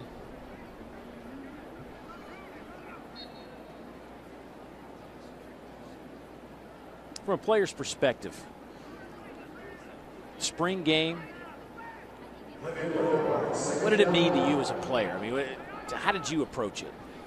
When I was a younger player, it meant the world to me. When I got a little older, then I would be one of the guys in the black jersey at this point, right. Hoping to sort of survive spring, sort of sit back and learn, have some opportunities to get some mental reps as opposed to getting the physical reps. You always try to get the young guys involved more in the spring. But, if you're a young guy that hasn't played much, this is your first opportunity in a season to impress your coaches, to get into the huddle with your teammates. Pass interference. There is simply a tangling of the feet. That is no foul. Third down. I don't know that I agree with that call, but yeah, I think that was it's unfortunate when a receiver gets pass interfered with and it's not called. I hate to see that in football. Maybe the worst, worst situation ever there. But I'm sure you do. But as far as spring ball goes, and you're a young guy, you only have 15 practices to impress your coaches, impress your teammates. So every opportunity you get to get in a huddle is like a game rep. You've got to take it like it's a game rep and compete to your highest ability, because that's your chance to get on the field in the fall. Cover step by Tyron Jones. Takes it to the 24.5-yard line. Give him 3 on the carry.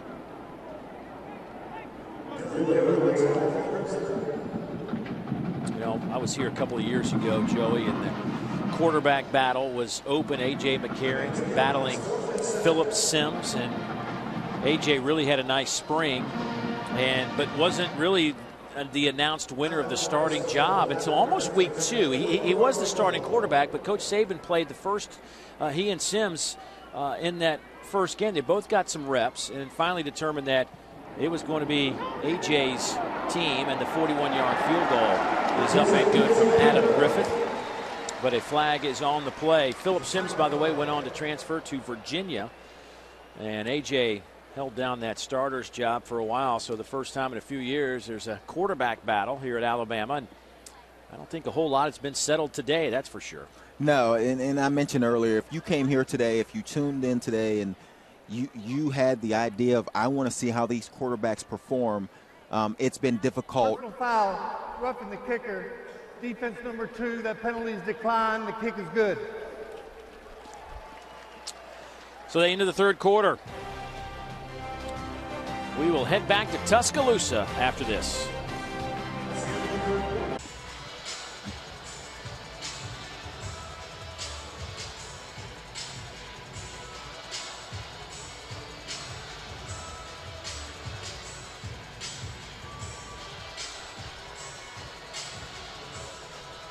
Thanks, Dari. So we're going to ESPN 3 at the top of the hour. That's what Dari's telling us. That's nice of Dari to give us a spot to go.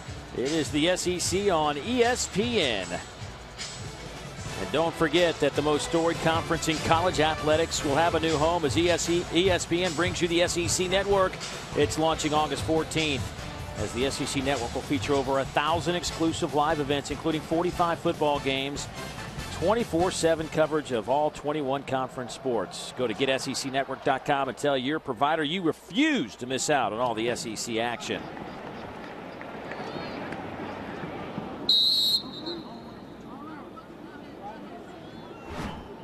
It all begins on August 14th with the first football game coming up on Thursday of August 28th. Texas A&M and South Carolina, followed by Temple and Vanderbilt. And you see over 1,000 live events in the first year covering all 21 SEC-sponsored sports.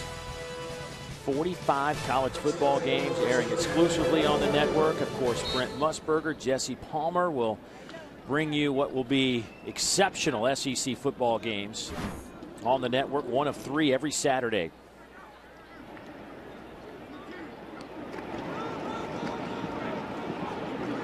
Sims over the middle, and that pass is dropped by Cooper.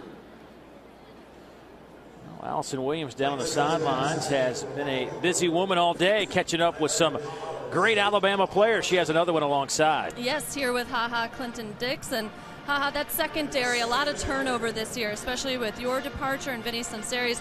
Who needs to step up in that unit? Well, I think Landon Collins will do a great job for us. Geno Smith and Jabril Washington is coming along well. Okay. What about a guy like Eddie Jackson? So tough, he has such a good spring and then gets the ACL injury. What advice would you give to him? You know, just stay humble, come back harder, prepare harder for it, and just have a great time doing it, and he'll come back better. All right, you're preparing for the NFL draft coming up in a few weeks. What has this process been like for you so far? It's been a tough process. It's all been fun, traveling around to different teams and just enjoying it. It's been a great process. What about your experience at Alabama and the success you've had here has helped prepare you for your next step going into the NFL? Well, just been humble, working hard, competing against the best of the best, and going all out. All right, impressions of the spring game, another packed house. Are you surprised by the performance of the 2 units, a low-scoring 7-7 game? Oh, I'm enjoying it. It's a great process. They're doing great on both offense and defense. As you can see, the score is very low, so they're doing a very good job. How would you say the demeanor is on the sidelines? I see you talking to a lot of the guys on the white team. I'm with the white team. You know, they're the ones that's out there on the field, so I'm going to communicate with them and cheer them up and keep them pumped up. All right, good stuff. Thank you, guys. Boy, he was a good one and will be a good one at the next level. There's Landon Collins, the guy he was talking about, who, you know, you talked to Kirby Smart. Clinton Dix, C.J. Mosley was kind of their defense. This year, Trey DePriest and Landon Collins, it'll be their defense. Absolutely. When you lose leadership, that is huge. Sometimes that's bigger than playmakers. You need guys to lead your team. Coach talked about getting back that focus, that attitude, that intensity. That's what leaders bring to your team. They bring guys together and they help out in those areas. Let's go. So you talk about a guy like Landon Collins and Trey DePriest stepping in for C.J. Mosley, stepping in for Clinton Dix, Vinny Sunseri. That's where they'll have to step up. They'll have young corners outside. Jackson misses all spring. That's valuable time.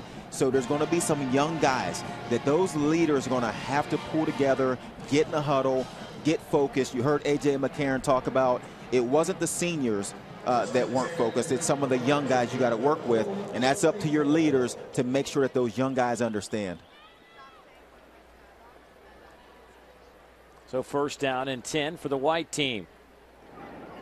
Alec Morris in at quarterback, the sophomore out of Allen, Texas. up top, and pass is intercepted. Tony Brown with his first interception here at Alabama. Looking for Robert Foster, the wide receiver, and Brown played it well. Again, you can see Brown speed down the sideline, gets his hands on the receiver, receiver goes wide, and then Brown has the ability. Shoulder must be feeling pretty good. He's had he's roughed the kicker, diving across his face on a field goal, and then makes a play there on the ball, jams the receiver, and then turns and goes and makes a play on the ball. That is his first interception, his second pass breakup, so he's had a pretty nice day. 6 feet, 190 pounds.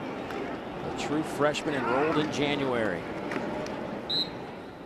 Derrick Henry with the carry. Not much happening there. Loss of 3 on the play.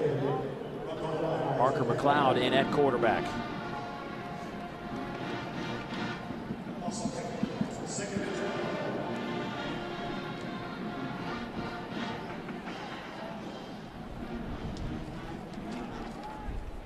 Parker McLeod, the redshirt freshman out of Marietta, Georgia.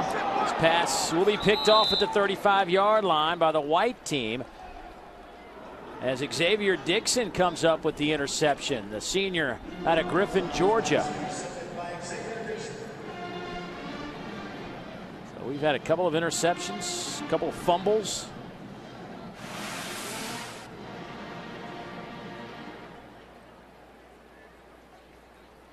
Nice job. Batted in the air and still able to catch on to it is Xavier Dixon. I think the first thing you think about today, especially when you watch Alabama and then even in practice, the athleticism of their defensive line, their defensive front seven, even the linebackers. We've seen Petway earlier make a one-handed interception and then running into the end zone. Their athleticism up front on that defense is outstanding. I mean, guys that can change directions. We talked about the amount of pressure that these quarterbacks have been under today, and that's because their front line is outstanding defensively. Able to get at the quarterback, able to get their hands in the air, and not just bat balls down, but bat the ball and then make an interception is another level of athleticism for the defensive line.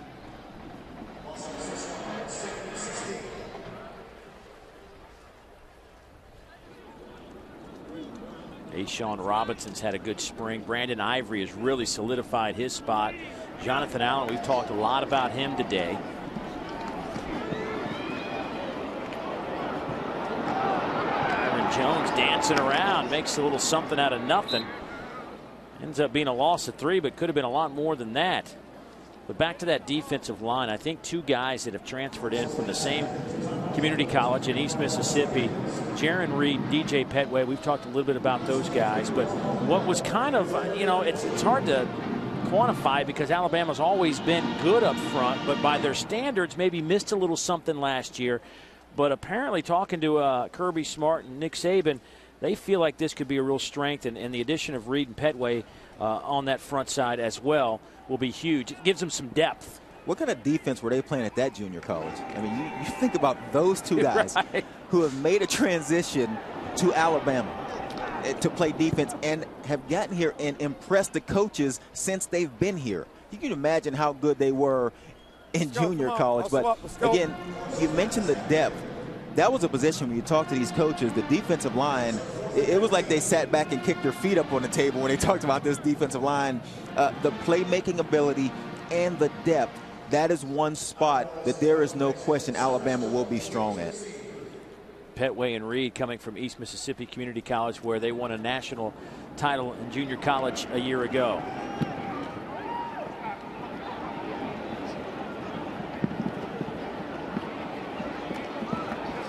And that ball will be down to inside the 5 at the 3-yard line. We'll step aside one last time. 9:30 to go here in the Alabama spring game. Hey, Blake, it's 3rd down and 5. You can run for a 1st down. Throw the ball. Throw the ball. What's the situation in the game? It's 3rd down and 5. We got a chance to score. Now, I just want to ask you a question. I'm not the doctor. Where was your head? Down. Okay.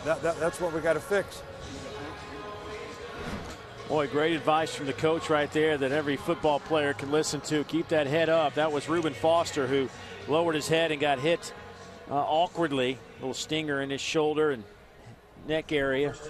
Yeah, and Coach Saban mentioned something that I talked about a little earlier with Sims. I think a lot of times these guys will be viewed as a quarterback, and you let your athleticism sort of play the background because you want to prove that you can stand in the pocket and throw the ball as well as anyone else. And in this system, you know it'll be a two-back system, multiple tight end system, and sometimes you have to stand in the pocket and deliver the ball. Here today, Sims has had a couple opportunities to take off and make a play with his feet where he could have moved the chains, and I feel like he's hesitant because he's listening to people say, we need to see if you can prove that you can stand in the pocket. Well, sometimes you just have to play football. And the key to being successful offensively is moving the chains. And you want your quarterback to find the best way to move the chains and give your offense more opportunities. And Sims is going to have to learn, look, there's a time to throw the ball. There's a time to stay in the pocket, but then there's also those times when you got to let your athletic ability take over and go make a football play. David Cornwell, the early enrollee, true freshman out of Norman, Oklahoma. You see his numbers ranked 57 on the ESPN 300. The number 4 quarterback pocket passer. You mentioned Sims, you know, he actually in 2011 was the odd man out in the quarterback race. They moved him to running back for a year before putting him back under center, and that ball slips out of the hand of Cornwell. It'll go down as an incomplete pass and give us an opportunity to visit with Allison again. Well, guys, Blake Sims leaves the game, and whether it's him or Jacob Coker that ends up being the next quarterback here at Alabama, A.J. McCarron had a little bit of advice as I talked to him earlier. He said the most important thing for whoever gets the job is that they cannot pay attention to what's going on outside the program. He said you're going to hear all sorts of stuff from fans and from media. You just have to find a way to create your own bubble. He said listen to your coaches, take advice from them, get to know your teammates, and then he added, but don't make new friends. He goes, stick with the people that have been by your side throughout the entire process. You never know people's intentions. He goes, it's really important when you become the quarterback at Alabama, you know who your friends are and keep those people close, block everybody else out. Well, that sounds easy, but I'm probably assuming here that that is not an easy thing to do. I mean, the Alabama quarterback is a rock star, and not just in the state of Alabama, but around the country. You see Sims's numbers, 6 of 19, 64 yards, 1 interception. Let me put you on the spot a little bit, Joey. What grade would you give Blake Sims this afternoon? Not very good. And I would also give a bad grade to the offensive line. They did not do a terrific job of protecting Sims today. But there were times when Sims had a chance to make plays with his arm and with his feet that he didn't make. And that's unfortunately how football goes. A lot of times you'll go through a game and not have a chance to catch your rhythm. But football is a rhythm sport. From any position, you got to get into a rhythm. Sims never got into that rhythm today. You could tell there were some struggles. Things didn't work out early. You got to find a way as you get more experience, you get more playing time, to fight your way out of those situations, turn them into positive days. He didn't do that here today, so I wouldn't give him a high grade, but there are some positives, but definitely some negatives. More pressure coming from that Alabama defense. Sean Dion Hamilton, one of the early enrollees out of Montgomery, Alabama, the 6', 240-pound inside backer, putting some pressure on Cooper Bateman, who's getting a lot of snaps today. The redshirt freshman out of Murray, Utah. 10 out of 20, 124 yards.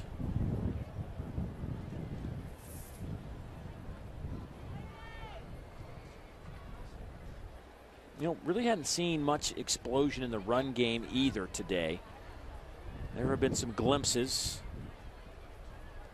Really thought Derrick Henry might show well today. Over the middle, and that's just a bad throw behind the tight end. Throw the ball. Kurt Freitag. You heard Coach Saban, set your feet.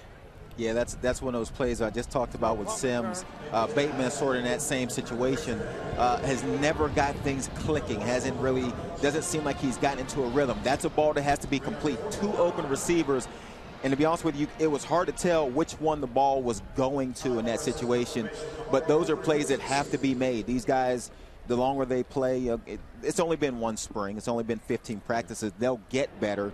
But when you're in a quarterback competition, you have another guy coming in Jacob Coker, that again, people are saying will be the starter here. When you have these opportunities, you've got to make them count.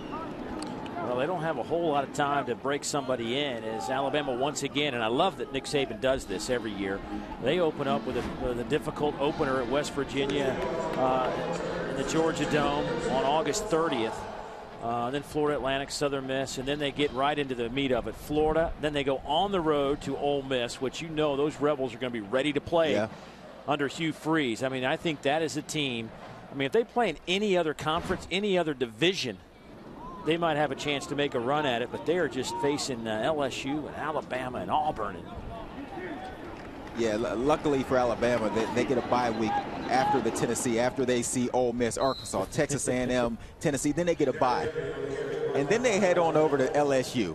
So it is a tough schedule, and that's why when you have a quarterback situation in the spring, every day counts. Every single play matters to these young quarterbacks. And then you think about it, you have a guy that isn't even here yet, that people are thinking is going to be your starter. You've heard he's talented. You recruited him out of high school, but since then he's only thrown, what, 40-some passes? 40-some passes at a college level. Boy, that is a tough situation to have going into summer. Yeah, Coker was 18 of 36 last year, backing up Jameis Winston, threw 250 yards, played in 7 games, and will have 2 years remaining when he gets here to Alabama. Young man will graduate in May from Florida State, take that degree, an impressive degree. I got a degree from there, that's why I say that. It's impressive.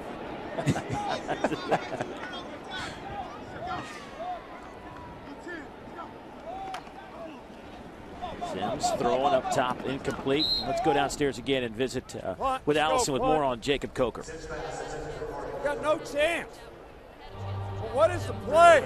Yeah, guys, I had a chance to chat with him earlier today when he was on the sidelines before the game, and he will get his degree May 2nd. He will be here May 5th. This spring has been absolutely packed for him between school and workouts. He's doing about 19 hours right now at Florida State, but he was excited to be here. Surprising he's able to with that schedule, and he said he just likes to take in the crazy atmosphere here inside the stadium. I asked him about the competition he's entering into this summer at Alabama. He said, you know what, I just want to go out there and be the best teammate possible. I also asked him about his time at Florida State and how the national championship victory will prepare him to have success here at Alabama. He said those 4 years at Florida State were huge for him. He said it's absolutely prepared me to play football at this level. The experience with the coaches he had there is going to serve him well, he hopes, during his time at Alabama. Overall, though, guys, after talking to him, I will tell you he is very humble, and he will most certainly fit in here at Alabama rocking that camo hat from not too far away. And I could tell he's just really excited to be back, or to be a part of the Crimson Tide. Well, it was my first chance to see him in person, and the first thing that jumped out to me when I saw him from a distance is I wasn't sure that was him because he was so big. He is 6'5", 235 pounds. Yeah, and that's needed here. And that's one of the problems that Sims has. This offensive line is so big. They're 6'4" to 6'6", and you need to be taller at times to see over these guys. I've heard Coker compared to Ben Roethlisberger, another bigger quarterback that has some elusiveness. He's hard to bring down, and he has the big arm. So we will see. You mentioned he threw 36 passes last season. No touchdowns, 1 interception. So the quarterback rating isn't all that high, but hey, they keep saying that he is an outstanding quarterback, and they're very excited that he's coming here. Well, the white team with a 3-point lead, trying to stretch that out now as we have gone under 4 minutes to go here in the fourth quarter. Boy, Tenpenny hit throw the ball! The moment it's 2 minutes! He got hit, and I think we'll see Alabama throw the football on the next play. Yeah, I think there's no doubt about it. There will be a pass. I will stake my career in television on the fact that, yeah, there's going to be a pass. Quarterback under center, gut play. How about the ability of coach to clean up the language with the mic on? I would imagine. He's a pro. I would imagine that conversation if he did not have a mic. They put the ball in the air. Look what happens. That's why he's the coach. Yeah, that's why you throw passes. That's exactly why you do it right there. Our Darius Stewart with the touchdown from 32 yards out.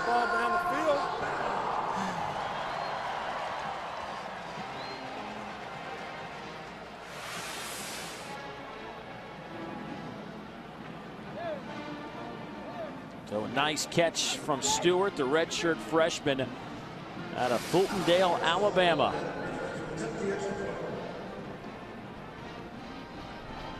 Cooper Bateman with that touchdown pass. Cooper now 11 of 22, 156 and a touchdown and no picks. And the point after from Adam Griffith is up and good. So now it's a 17-7 lead. The white team out in front,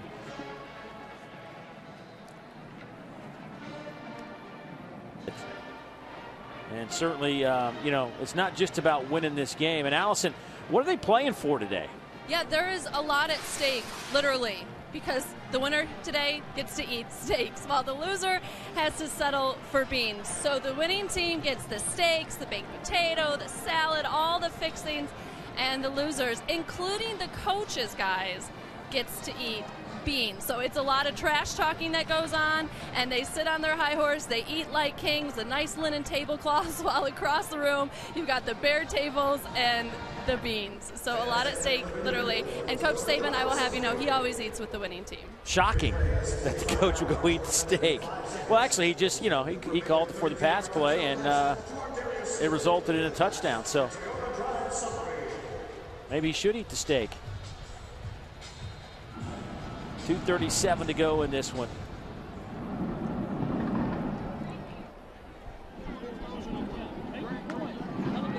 Dick is dropped at the 5-yard line, and they'll just run through the motion. Hey, sir, you're supposed to make a call, too.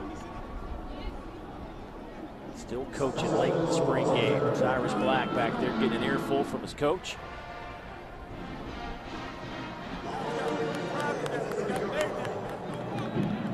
You know, one of the things at the end of the spring game, it wraps up a busy season. You know, not just because of the bowl game ended in January.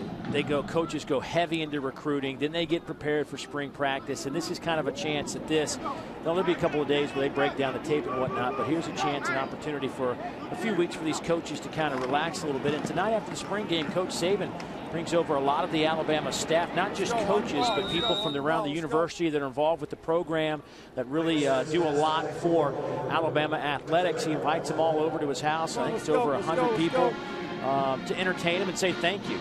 It'll be the first time that these guys have had a chance to take a deep breath. You know, step back away from football, take that deep breath, watch the film, see where you've got to go in the summer and the offseason. But yeah, when this game is over, this will be a huge relief, not only the players but the coaches also. Christian Jones with that catch. Well, that young man is explosive in so many areas. One of the best return men, punt or kick return in the country. SEC Special Teams Player of the Year last season. Get rid of the ball. Sims dumps it off, and Henry drops it. Blake, you can take off running now.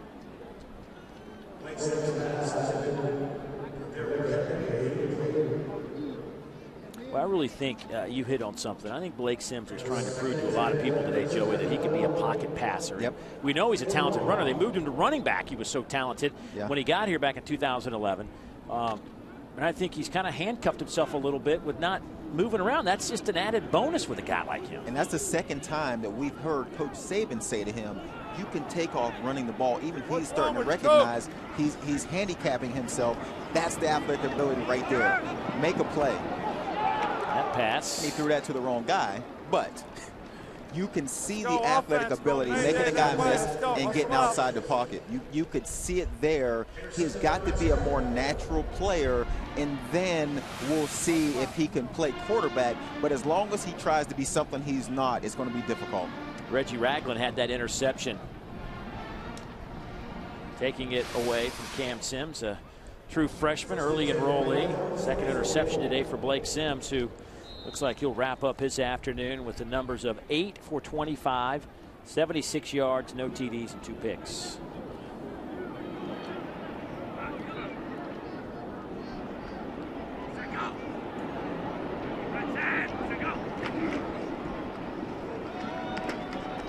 Handoff. Timeout. Jones. Timeout. Coach, you ain't gonna shrink the game.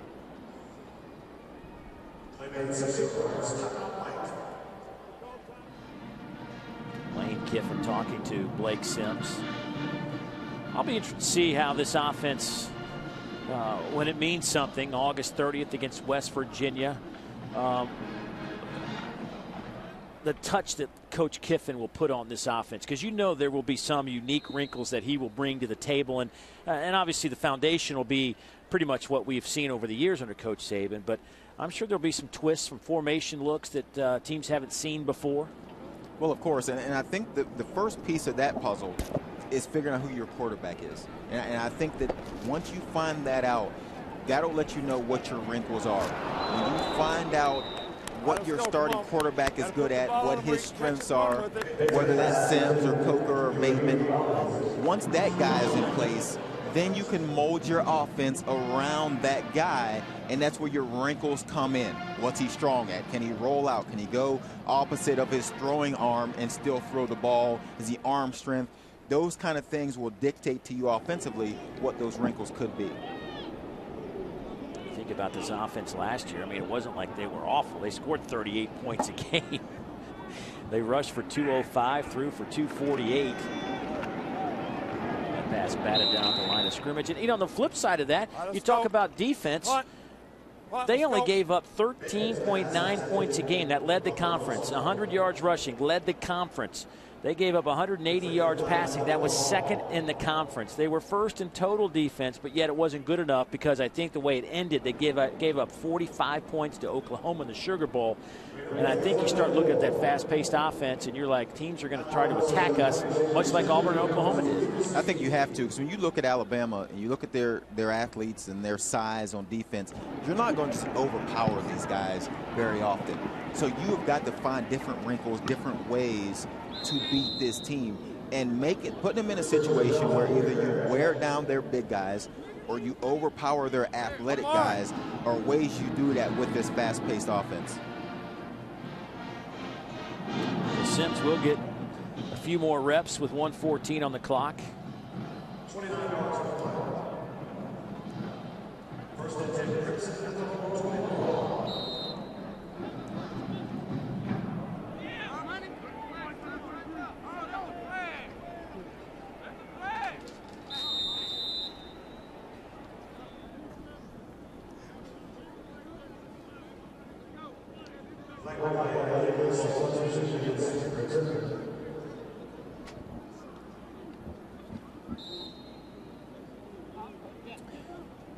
So, Joey, if you're an Alabama fan and you were here today or you're watching at home, T.J. Yeldon gets the screen and he's dropped it to 30.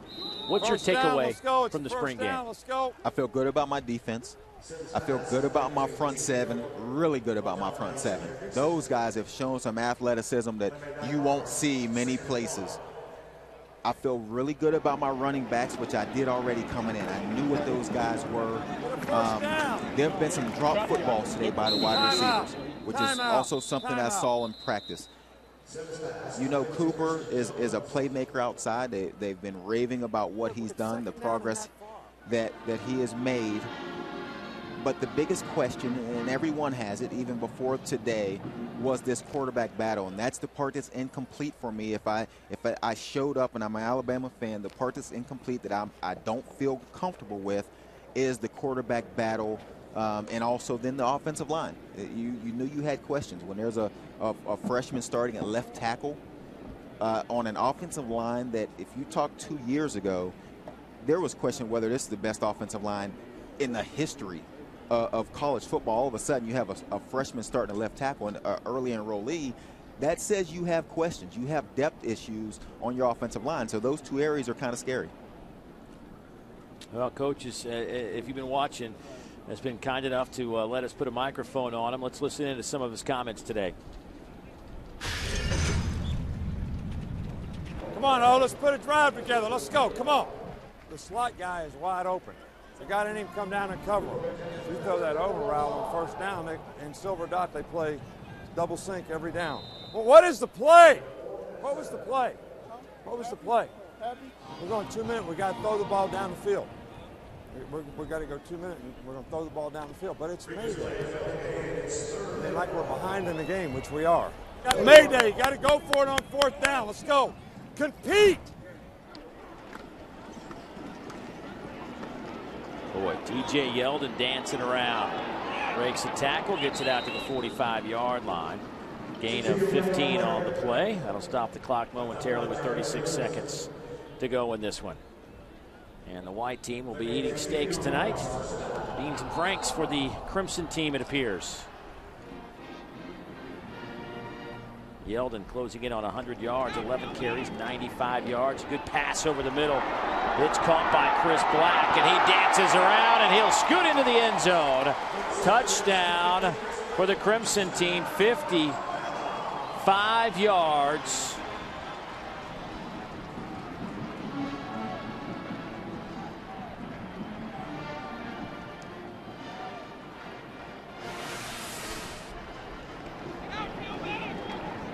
Well, there was good timing. There was good balance. You can see Sims get back in the pocket, cut that one loose. That you can see it when he feels confident and he gets in a roll right there and throws that ball.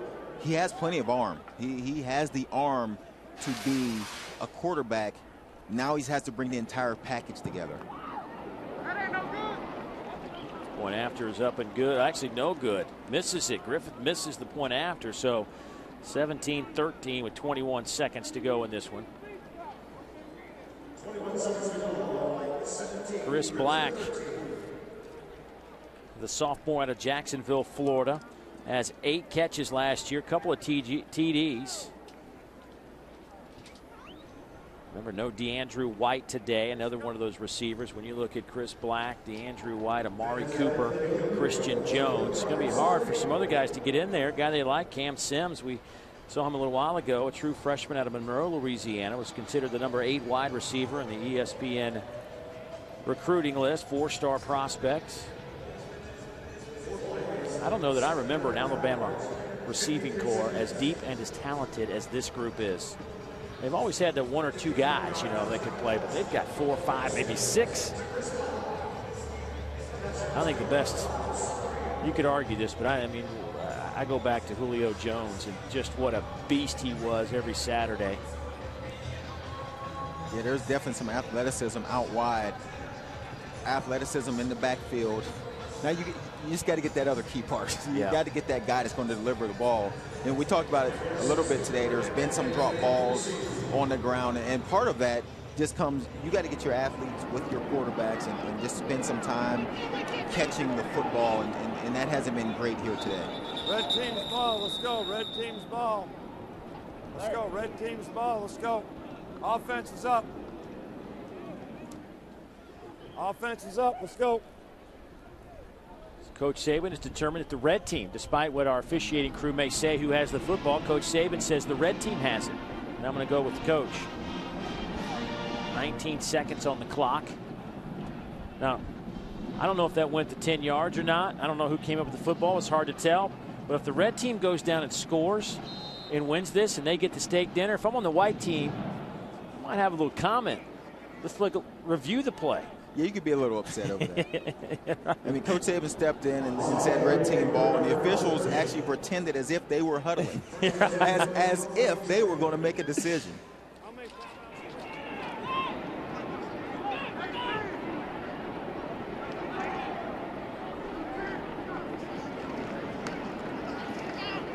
Over the middle, pass is caught by Cooper. Couple of good blocks. Cooper trying to get to the outside, turns the corner, steps out of bounds with 9 seconds. So they'll have a shot to get it to the end zone. It's an 18-yard pickup. And again, Sims delivers a strike. He may have saved his best throws for this last couple minutes of the game, which again, every rep matters, every play matters to these guys in the spring. And Sims has thrown that's 2 consecutive really nice throws.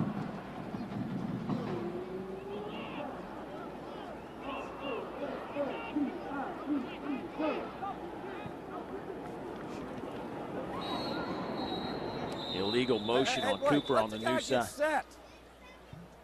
He wasn't set. You're supposed to know that. Huddle up. Let's go. Flag to play, illegal procedure against the Crimson.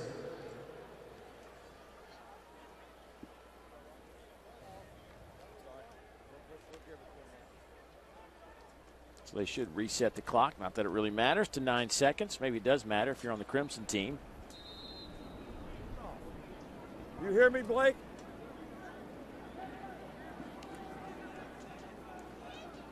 No, it's a 10-second runoff. The game would be over.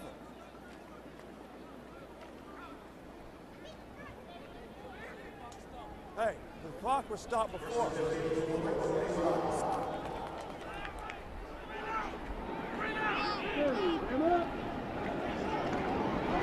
Sims throws underneath.